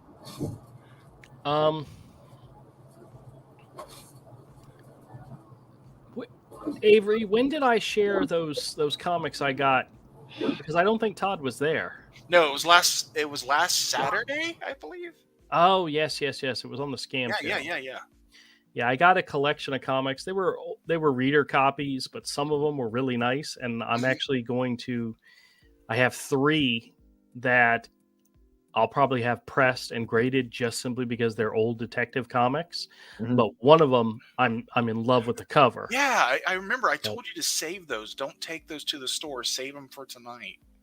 Did you take them to the store? No, I have them here. They're right behind me. Show. All the other ones went to the store. Yeah, he's got some hell shocks for me. Oh shit! He showed these on Saturday or something. Yeah. Okay. Detective Comics number 480. Oh, look at that cover. It's Dude, gorgeous. This is actually like a $40 book, ungraded, but in its condition, it's probably like a $10 book. But Look how gorgeous that book is. just imagine how gorgeous it would be in a sealed. I already have Ungraded. dibs on it, Todd. If he doesn't grade it. Oh, that's freaking awesome. They don't make covers like that anymore. The But that's thing is, a real though, cover. That book is so close to the Marshall Rogers issues I'm looking at. It's like Missed right it by like 5 issues. Yeah, because I looked into that. He was in the 70s, 470s, like 472. Those are the detective comics I'm looking for. Yeah. This is Detective Comics number 483. Look at that. This one is like a $20 book. It's actually the first appearance of a Batman villain, Maxie Zeus. Where if you've ever watched the animated series, he's in there, but most people don't know who he is. He's the one that was like a cover. No. But dude, wait till you see the interiors of that era Detective Comics. Well, Dude, this one had like 6 different stories. Yes. And like Steve Ditko did the Demon series in here, and I mean, this is some really good stuff. Well, pop open, if not that one, pop open the other one. They're they're fantastic. This is the one that I may be keeping for myself. Oh, look at that. Mm-hmm. It's got a gorgeous. Look at that cover, man. What era is this? 79. Yeah. You know, a lot of those silly costumes you see of Batman with all the bright, crazy colors and stuff? Yeah. Mm-hmm. They're from that era. Well, what numbers were those books around? They seem like they're all around the same. 480, 483, and 484. Yeah, you should look up the Marshall Rogers issues that are just before that. Oh, so good. Let's see. The Batman story had art by Don Newton. And, I mean, very... Very Neil Adams inspired type of art. Oh, that looks great. Yeah, they're beautiful books. What issue is that? 480 what? 484. The back cover is a Jim Aparo. Oh God. So I mean, you can see that this one's a little beat up, but this one I would have graded just they're for. They're well loved. Just for. I mean, does that Batman face not look like an Alan Davis? Yeah, that's fucking crazy. Yeah. Oh, by the way, this right here is Maxi Zeus. Okay, yeah, he kind of looks like a Zeus-like character. Yeah, very much like Greek mythology type references. There was a story where with the Human Target with art by Dick Soridan. I'm not sure how to say his name. Let's see. There was a Batgirl story by Bob O'Kisner. Never heard of these people. Oh, that's wicked. Great splash page there. What was the Avery? This guy that you're talking about? I've never heard of the guy. What issues was he in?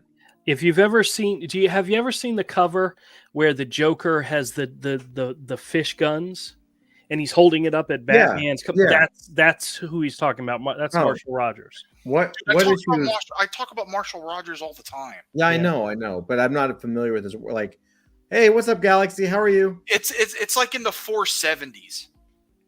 Like, dude, straight up Google Marshall Rogers Batman. Yeah, 475 was that cover that I'm talking about with the fish. Like, Google it, dude. There's Marshall Rogers Batman. Demon Story by Steve Ditko. Wow. Also in the same issue. And then the last story is a Batman. Oh, I see why you like him. He kind of has like a Dennis Cowan kind of thing. John Calnan. I've never heard that name before either. But yeah, these issues just, I mean, I almost fucked up the back cover. Look up the covers for that Marshall Rogers did for Shadow of the Batman. Ooh, with the wraparound covers, yeah. Oh, they're so good. I've probably seen those. Yeah, but that whole era, even before and after him, that era Batman and Detective Comics were amazing. Ooh, look at that. Yeah, that looks good. Yeah, I know who that is. Michael Golden? Michael Golden, bitch. Yeah, it is. Blurry. Michael Golden, bitch. Michael Golden, bitch. Gorgeous stuff. I was flipping through this issue just the other day, and guys, I mean, I go back to my original argument. You have no idea what you're talking about. Hey guys, just so we're clear, when you're talking about Michael Bolton, I thought you were referring to the singer and actually not a comic book artist. Golden. Like, yeah. Why you keep hearing Bolton? I don't know. Well, there is a comic artist called John Bolton who's amazing. That's awesome. So I was thinking, wait a minute, Michael Bolton, the guy with the saxophone is. No, that's Kenny G. Never mind. That's so funny. I'm sorry, Zach, but that's funny. I spent the last year listening to basically nothing but, atmospheric psychedelic rock and doom metal and stoner rock from the 90s. So.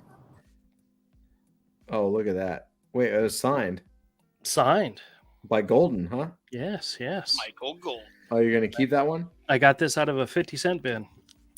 He now charges like $20 to get his signature. So, are you gonna keep it? Yeah, it's in my stack of potentially getting graded books. Michael Golden's done some awesome G.I. Joe stuff too. Yes, he has. All right. Yeah, that whole era of Batman Detective Comics, there's some good stuff in there, man. Look into my eyes. No. Oh, I was getting ready to get a little personal, a little up close and personal with everybody. I'm looking at some of these Rogers books. They're pretty good. Oh, by the way, Avery, next Tuesday is the mushroom snake video, art video. What? Wait. Yes. What you're gonna? Please tell. Okay. I don't know if I want to know. What is Maybe your we don't want to know. I've showed you guys the picture before. It's the one Avery refers to as the mushroom snake. Oh, the drawing. The monster I created. Got it. Right. Oh, okay. Yeah. Thank God. I know. I was like.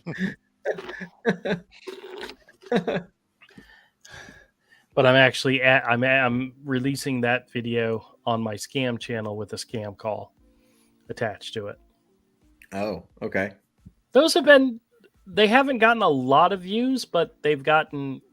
I'm literally going back through my old videos and I'm finding really good art videos that I did that have like 6 views, and I put a scam call with it and it gets 400. So that's so weird. The scam calls are that popular that you can attach your art to it and it elevates your artwork. That's the way to do it, man. It's ingenious. Yeah, well, Smart, not stupid. I'm trying. Oh, here's a Walter. Check this out. This is yeah.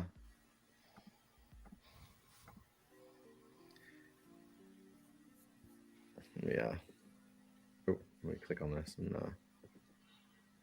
Ooh, yeah. Walter Simonson. Yeah. That's probably from one of the reprints in Shadow of the Batman. This is Batman Detective Comics 500. One of the comics that I got sweet. in this collection was okay, Detective Comics 5. Dude, I didn't get. Do I have that? It's just a lot of artists did it. That was just his short story. Yeah, but it's still a Walter Simonson Batman. Yeah, it's pretty awesome. And this is someone else. This is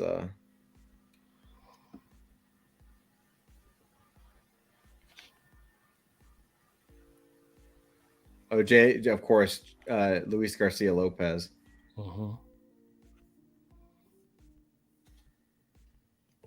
Damn, this perspective is so good. He's just this motherfucker is just a guy. He can draw everything. Okay. Detective Comics 481 is the one Marshall Rogers book I have, and it's like, you remember that interview Ethan did with Kelly Jones? It's the same issue that Kelly Jones held up, talking about Marshall Rogers being an influence on him and stuff. Look how dope this. And I have a beat up copy of that issue. Like that's really good. I think this is awesome plastic, man.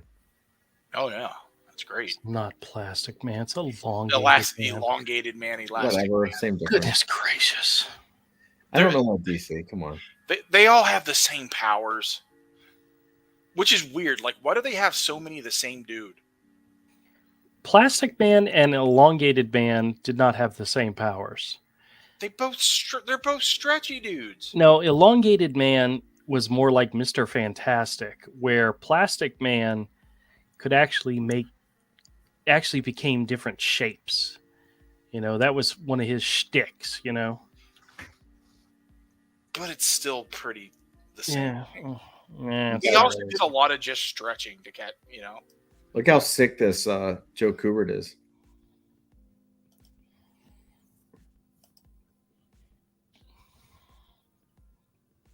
He made them look cool, man. Jeez. Joe Kubert is amazing. Was amazing. Is he still around? No, he passed. Ah, damn. Look at that, dude. He made it look cool. Yeah. Look at that. The border is the silhouette of the hawk now. That's pretty brilliant. Yeah, that's wicked. You know what modern artist did a really good job of Hawkman? Rags Morales. Yeah. He did the series that came out in the 90s, and it was pretty freaking fantastic. Very underrated. I only bought one issue of Hawkman back then, and it was a Kent Williams cover, and I ripped the cover off and threw the rest of the book away. I think I know the issue you're talking. Look at this. I think I know the issue you're talking about too. Yeah. Oh, I got to show you guys one of the things I picked up in New York. Dusty hasn't seen this yet either. Well, let's see. That's really good artwork, though, man. Ugh. Yeah, it's so good. This whole book. This is Carmine Infantino. Here, I'll come back to this in a second. Hold on, check this out. So I found so I was in New York for a few days after the convention, and so I found a couple things. I found a couple of toys. Check this out. I only bought 2. There was a whole stack. I took photos because you got to have reference for adult fantasy. But first one. Very cool. Pretty cool, right? It's almost like a generic. I think it's from all these were Ultraman figures, right? Yeah. It's at least based on Ultraman or something copying it. Yeah, totally cool. I was like, man, that red is really cool. And this guy I fell in love with. I was like, yeah, I need to own him. Check this guy out. Ready?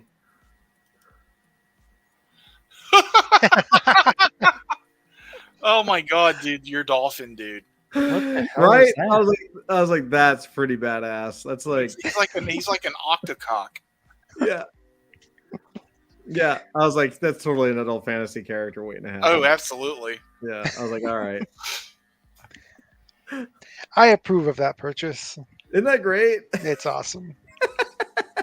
Like, Somebody yeah. just shoved a fish head onto a. And squid hands. Yeah, well, he's got the squid back too. Yeah. Yeah. Suck back. Yeah. I love him. I don't know who he is yet, but yeah, it's gonna make its way. Like, yeah, all these characters. They had a lot of like these really awful kaiju characters. In fact, let's see if I can show you some more here. Let me pull this up. They were kind of like bootleg kaiju. Yeah. Let's see. I noticed that's a big thing in indie toys is like bootlegging other things and making like parodies. Yeah, I would have gotten more, but cool. I really did not have room. But this is another contender that I almost bought. Oh wow, that was awesome. Why didn't you buy that? I know, dude. I know. What store were you in to see these? Some random Japanese bookstore. Oh. Isn't that great? Yeah, that is. That's phenomenal. All right. The only reason I didn't is because it was like $15 or something. This guy was also, but this is also why I took photos. There was like about a dozen. I was like, I need all of these, and that looks like it could be like another one of the same race as the Primordial. Yeah, this also as well. This was a legit contender. It's so terrible. It's wonderful. Isn't that great? Yeah, that's what it is. They're all so terrible that they kind of make sense. Oh, yeah. They're like bad Doctor Who villains from the original series. Yeah. I mean, that's what I'm kind of digging, man. Like, I really was close to getting some of these, but.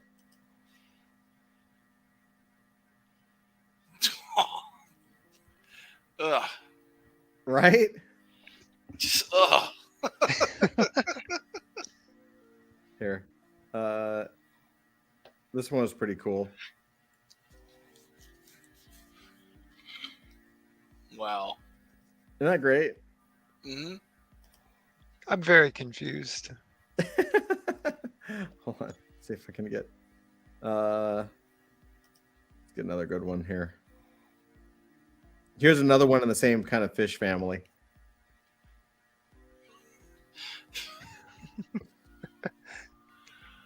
Right? Oh, Japan. Only in Japan. I'm telling you, man, they have the best shit. Oh yeah, this guy, This guy, I actually took the register and I was like, yeah. Some of the bootleg Gundams look better than the actual Gundams. What the? It's like Sid and Marty Krofft did Power Ranger villains.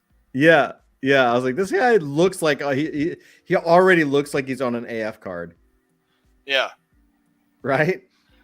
Absolutely. That's I'm wild. like, yeah, I may be tracing that one off. That might be an easy one. Hold on. This one was kind of cool. Oh, yeah. I kind of wish I had gone to the store. Yeah. It's really, we can go back.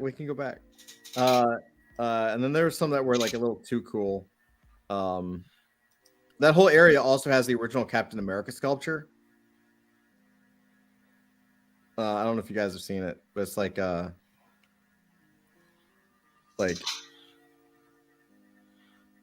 wow.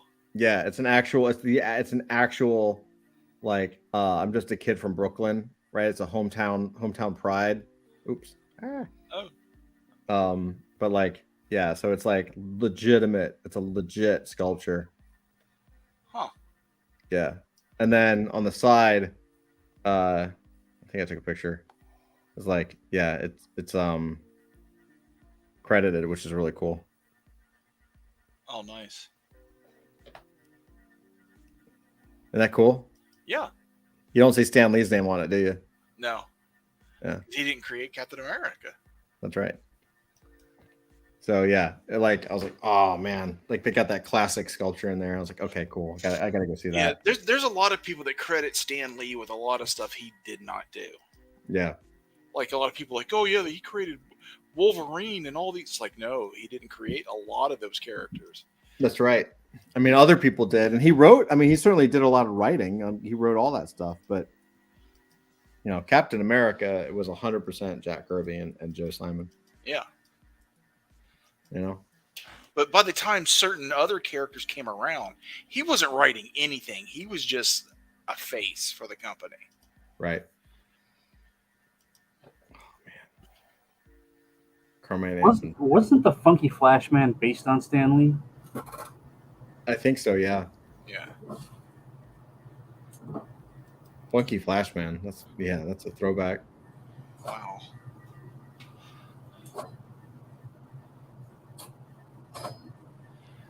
And he was a great front man for the industry. He sold a lot of stuff. He sold a shit ton of stuff. They had Carmine Infantino do a full book for this thing. Damn.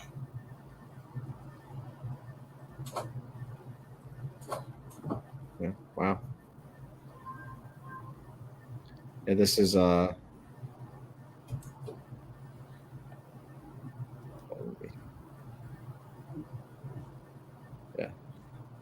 Detective Comics number 500.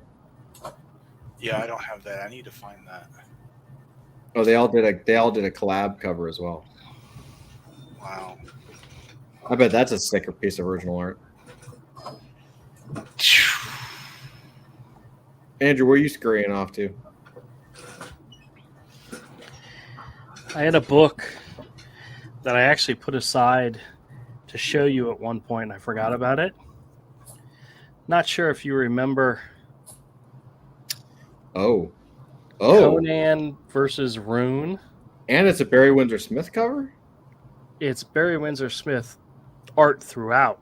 I've never seen this. But it's the really bad, I call it bad coloring. Oh yeah. I hated that Malibu style coloring on Barry Windsor Smith. It was terrible. And I saw one of the things I saw in this that I thought was actually kind of funny, and I don't remember it happening, but I saw an advertisement in here for Ultra Force, the cartoon. Oh, wow. Oh, damn. I actually had to go Google it and watch part of the first episode. Did that actually air? I don't remember it airing. Yeah, it did. I barely remember it. Barely. Here's the funny thing. There's an advertisement in the back of this book for Conan, and it's an image of Conan drawn by Tim Sale, and the caption reads, "Wolverine's a wuss, so says Conan." That's awesome, right? Because he's got the claws. Yeah. That's wicked. Wolverine's a wuss. Look at how masculine, like how macho those comics are. Yeah. This is actually kind of a gross page. Oh my god, that's toxic. Conan wakes up in a pile of dead bodies. He's got flies and maggots all over him. That's hot. That's wicked. Yeah, I also don't like Barry Windsor Smith coloring jobs. I would love to see those pages in black. That's what it is. It's a Barry Windsor Smith coloring job. Yep. Actually, no, let me check. Yeah, it's him. Or he at least did the separations or something. Story and Art by Barry Windsor Smith. Yeah, see his colors in comics. Like his paintings look fine, but his colors in comics are way too much color, and they're always weird. Like I don't know. Yeah. Here, check this out. Because the digital coloring was still new. Yeah.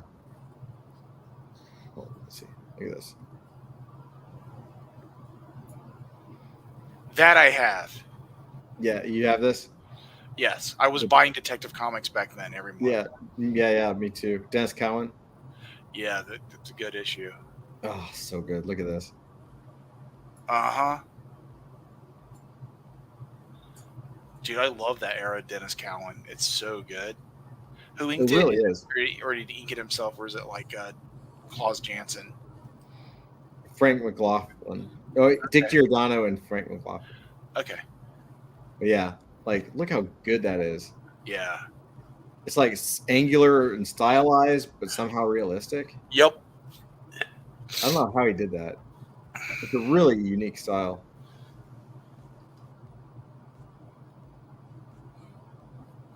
Wow, that's such a great shot.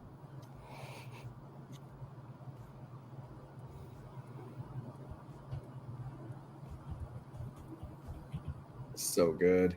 Look at that. It's one of those things where it kind of makes me realize, oh wow, this really did have an impact on me.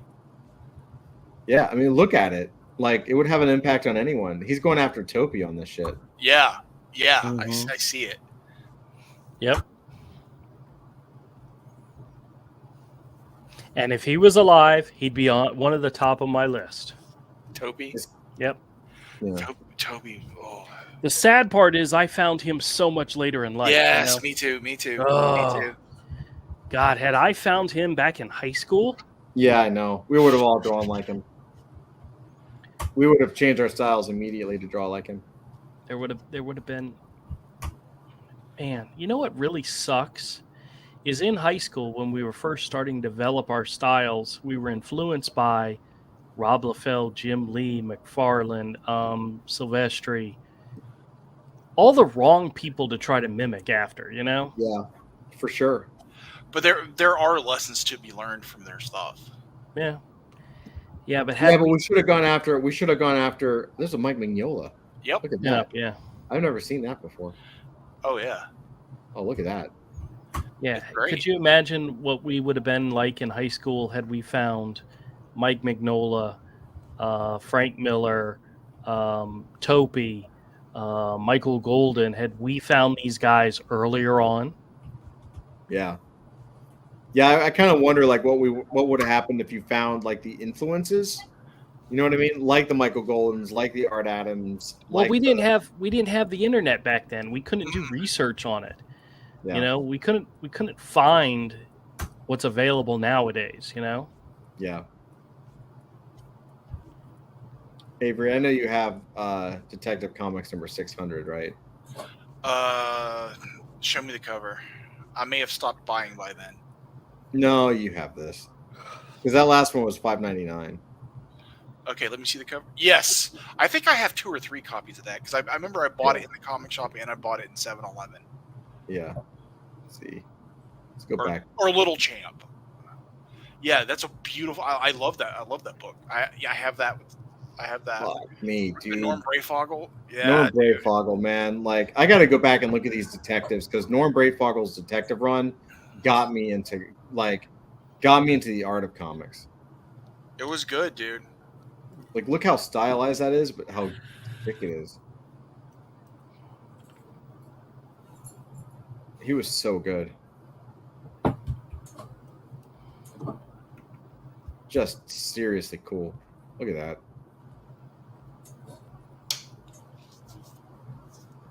He had a style that was easy for him. Yeah. It felt like it was. He felt like he was having fun with it. You know. Oh, so good.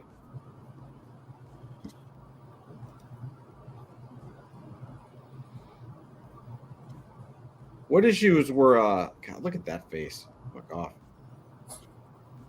What issues were Dennis Cowan? Because he was right after this. He was 590. I'm gonna say 595.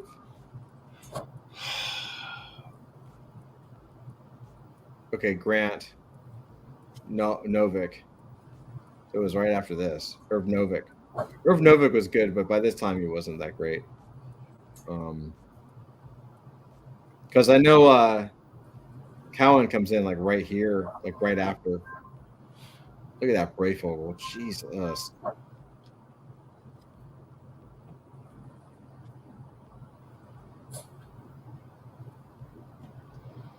Oh, this is Barreto Interiors. Yeah, so they're doing the fill-in stuff here. They're trying to find fill-in artists. I had this issue, Eduardo Barreto. He was another one that was just freaking amazing. All right, let's see. I'm trying to find the beginning of Dennis Cowan. I think it's got to be right here because 599 is his and 590 and there's Barreto. Look at that. Jeez. 598. He did an 80-page. 599. 598. That's probably his beginning. He did. How long was his run for? He didn't do many. He didn't do a whole lot. It was like around. Hold on. Oh yeah, there you go.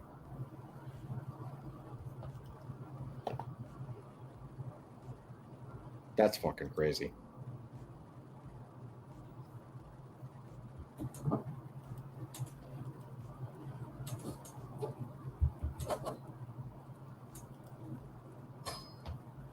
I'm trying to find somebody who actually lists the issue, what issues.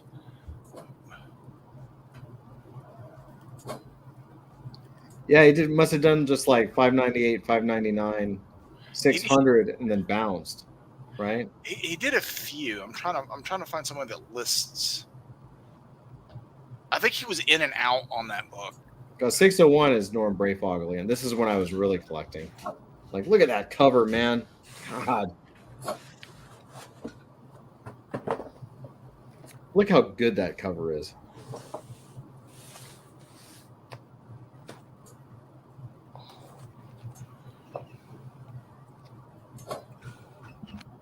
He's got to do a car chase and the whole thing. And he's not good at cars or something.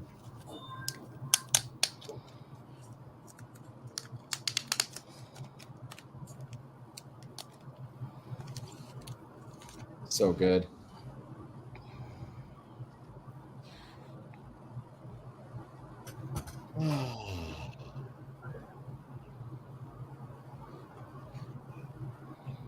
I could look at this shit all night. He did 4 issues for Blind Justice. Blind Justice? Yeah.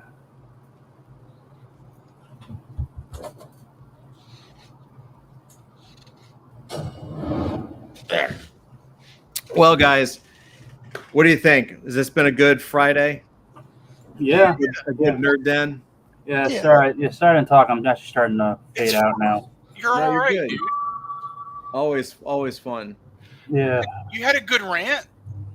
Yeah. Early on? You know what? I'm also deep in the weeds on learning how to market shit on Amazon. Mm-hmm. It's a very, very strange and eldritch. It's soul crushing, but it's necessary. So it's soul crushing but necessary is I think the way everything is. Yeah. And tomorrow I am not going fishing for the first time in weeks. You're not going what for the first time? Fishing. Oh, nice. Okay. I'm not. I'd like to, but I'm kind of. I just want to go to the beach and soak, and look at all the pretty women's in their whatsits. Actually, no, that's not true. What I really want to do, Oh my, is spend some time with my girlfriend. Seriously, I don't see her as often as I'd like, and I'm missing her. That's nice, man. I love it. And she might have to move. She might have to move to Jacksonville, which is bumming me out. Yeah, I love hearing about that. I love. I think that's awesome. I mean, it's kind of the way it should be. Well, we'll see. The spending time with her, not her moving thing. Yeah. I want to clarify Todd's statement. Yeah. I know what he meant. Yeah, you know what I mean. Yeah, there's your classic Michael Golden cover. One. Tell me, how am I supposed to live without you? Oh yeah, I remember those. Those were good covers. It's like that's a brilliant fucking cover. Yeah. Yeah, I remember I saw that. I was just like, oh wow, that's cool. And Mike Mignola did some cool covers, and yeah, also for Detective, I believe. Golden did a bunch of covers. I don't remember. Was that a Golden? Yeah. Yeah. He did a bunch of these covers. This is when I got in. Look at look how good these cover. This is one of the best cover runs. Not just Golden, but the Brayfoggle. Like, look how strong this cover is. And look how simple the coloring is. You know, like this got me to pick shit off the shelves, man. I had that Golden cover with the green. I had all the Batman books on my pool. Yeah. Look at this. This is back in the era when I had a pool at Book Bin. And I had all the Batman books on my pool. Yeah, man. I had this. Oh, yeah. I had all this shit.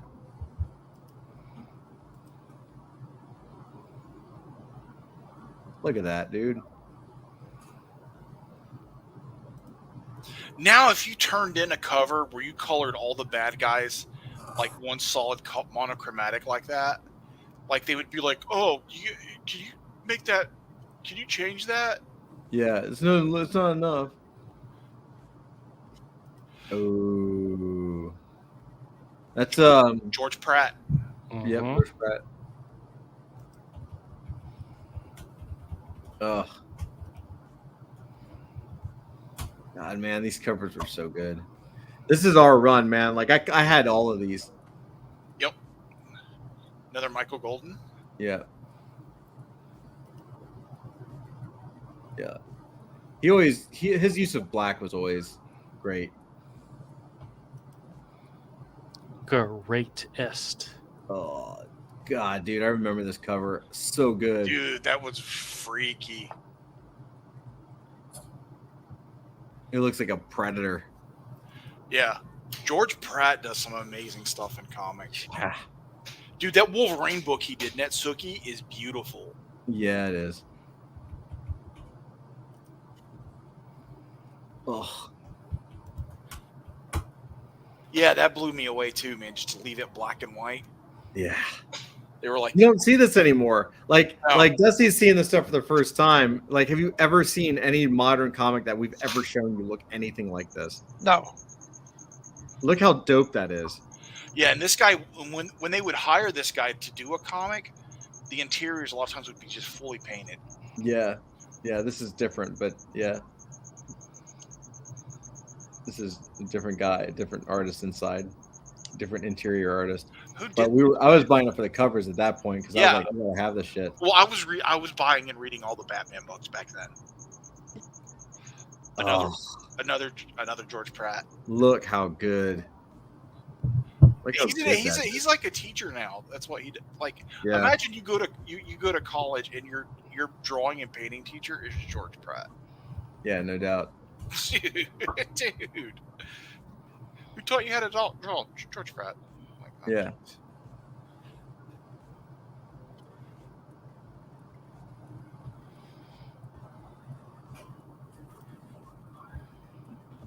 Yeah, that one was sick too, dude.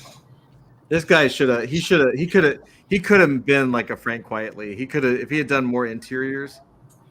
Yeah, he's one of those guys that it was a matter of paying him enough because he's also been successful in fine art and illustration.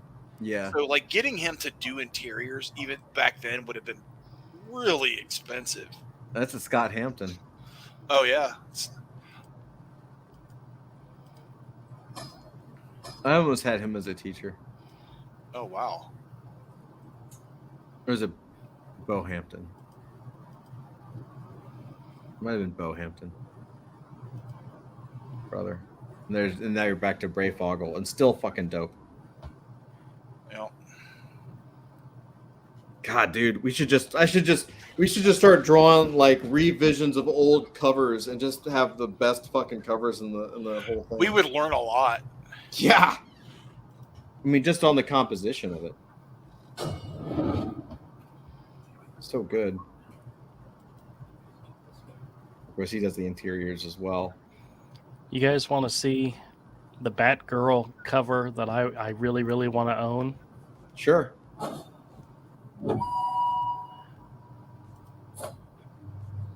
Let me remove this. Go for it, Andrew. Batman and Robin are fighting a whole bunch of bad guys, and he says, "Batgirl, get over here, help us. We've got a problem." And she says, "I have a bigger one, a run in my thighs." Tights. Does it say tights? Tights. Yeah, tights. All right. Well, that made more sense. Run in my tights. A run in my thighs. I got the runs going down my thigh. That's really funny. Oh, no, I was just looking at Detective Comics, looking for a really good Batgirl cover. What's really funny is the title of the series actually changed to Detective Comics Batman and Batgirl, and she was barely on any of the covers. See, this says Batman and Robin. Well, it eventually switched up to Batman and... Must not have sold well, I would assume. That first appearance of hers worth a lot. I would love to have that issue. Well, I'm sure. Was that the cover where she running my tights? No. See, like this is it changed. The title changed to Batman and Batgirl, and she's not even on the cover. Well, there she's on that one. She's not on any of these.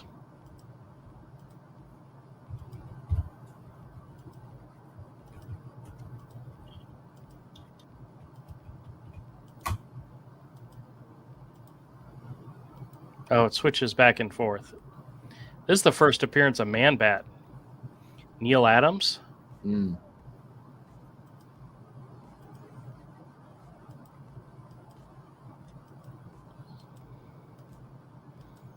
All these. I have a copy of this issue, but it's really beat up. It even has a hole like right in the middle of it.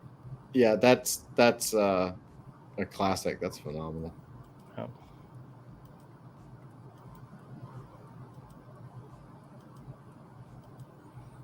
All these Batman and Batgirl, and she's not even on the cover. What a waste. What a waste. Here's we'll go out with a couple more Michael Goldens since we're talking about them. That's a cool one, right? Yep. Not only did he inspire one of the greatest modern comics artists, who is no longer with us, Jason Pearson, he did the covers to his original Body Bags limited series. Yep.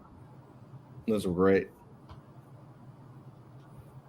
Could you imagine admiring an artist so much and that they end up doing the the covers for your limited series when you finally self-publish your own limited series. Oh yeah, it's a freaking that's like me having Art Adams do the cover of Hero. Right. You know, that's how fan-frickin-tastic that would be. Yeah, these covers are serious. Look at that. He did have like a surprisingly modern style. There's another issue, dude, that Batman that I picked up out of, I need a good copy because I have a beat up copy I picked up out of a 50-cent bin years ago. It's Batman 351. It's by Gene Colan, and it predates that Batman Dracula vampire stuff, and it's Batman becomes a vampire in it. It's from the early 80s, and it's a Gene Colan. Here's your Matt Wagner. Nice. I really loved this the letter set where it said Detective Comics and the bat signal was transparent. Yeah, it was good trade. Trade dress mattered back then. Yeah. Look at the trade dress today. It sucks. You know what? I've seen the cover numerous times, but do you know who did the interior art as well as the cover for Iron Man #1? God, look how messed up those legs are. But it's still cool. Yeah, Kelly Jones. I like Kelly Jones, but that's like, it looks like a deformed nutsack. Yeah, Graham Nolan.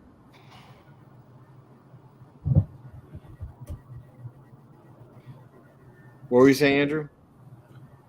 Who did the cover and interior art for Iron Man #1? Cover. Wasn't it Bob Layton? No. Was it?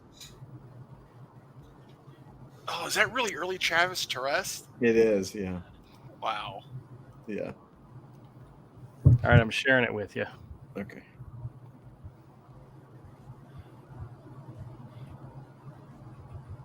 Oh, is that Kirby?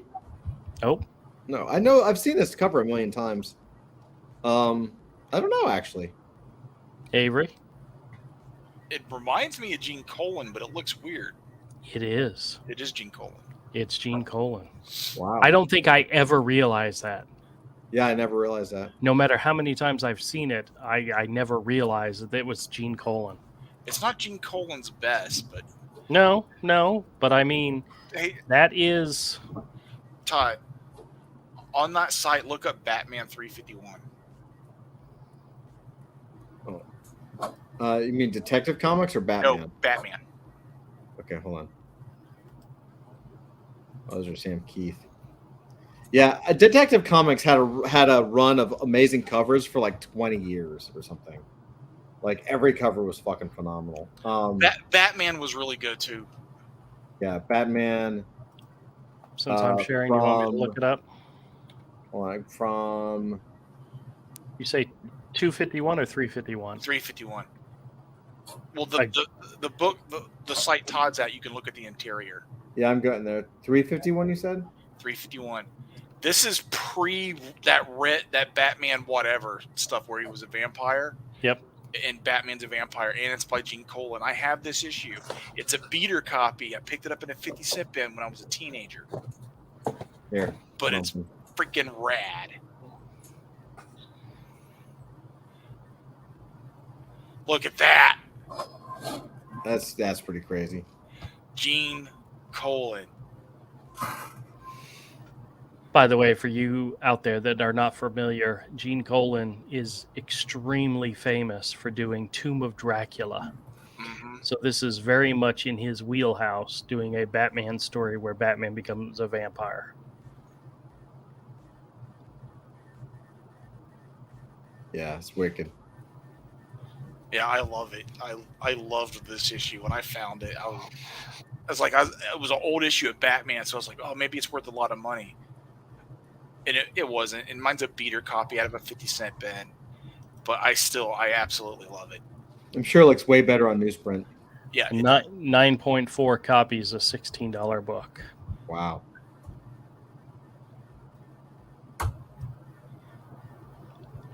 It's amazing when you see like the flat colors in this kind of a thing, it's like, wow, it makes it look really simple. But when this is printed on newsprint, it just pops. Yep. All right, wrap this stuff up, man. We're all tired here. Yeah, we're good. We were stopping a half hour ago. We kept going. That's what we do. I can nerd on stuff like that for hours. Me too, dude. Just looking at Gene Colan did a Vampire Batman long before that whole that other story. Oh, so good. Yeah, there's only one person watching right now, and I think it's me. Probably. Everyone else is gone. We've pushed everybody else away after a 2.5 hour stream. Yeah. Anyway, guys, happy Friday. Happy Nerd Den. Love you guys. Join us tomorrow night, Saturday night at Misfit Corner Scams, 8:00 Eastern Time. That's YouTube, Misfit Corner Scams. Go check it out. It's Avery and Andrew. I think it's Avery's show. This is literally an example of us preaching to the choir, Yeah, I know. It's fine. Everything works. It's okay. Love you guys. Happy Friday. Have a great weekend. See you guys next week. Peace out. Take care. And I didn't say anything.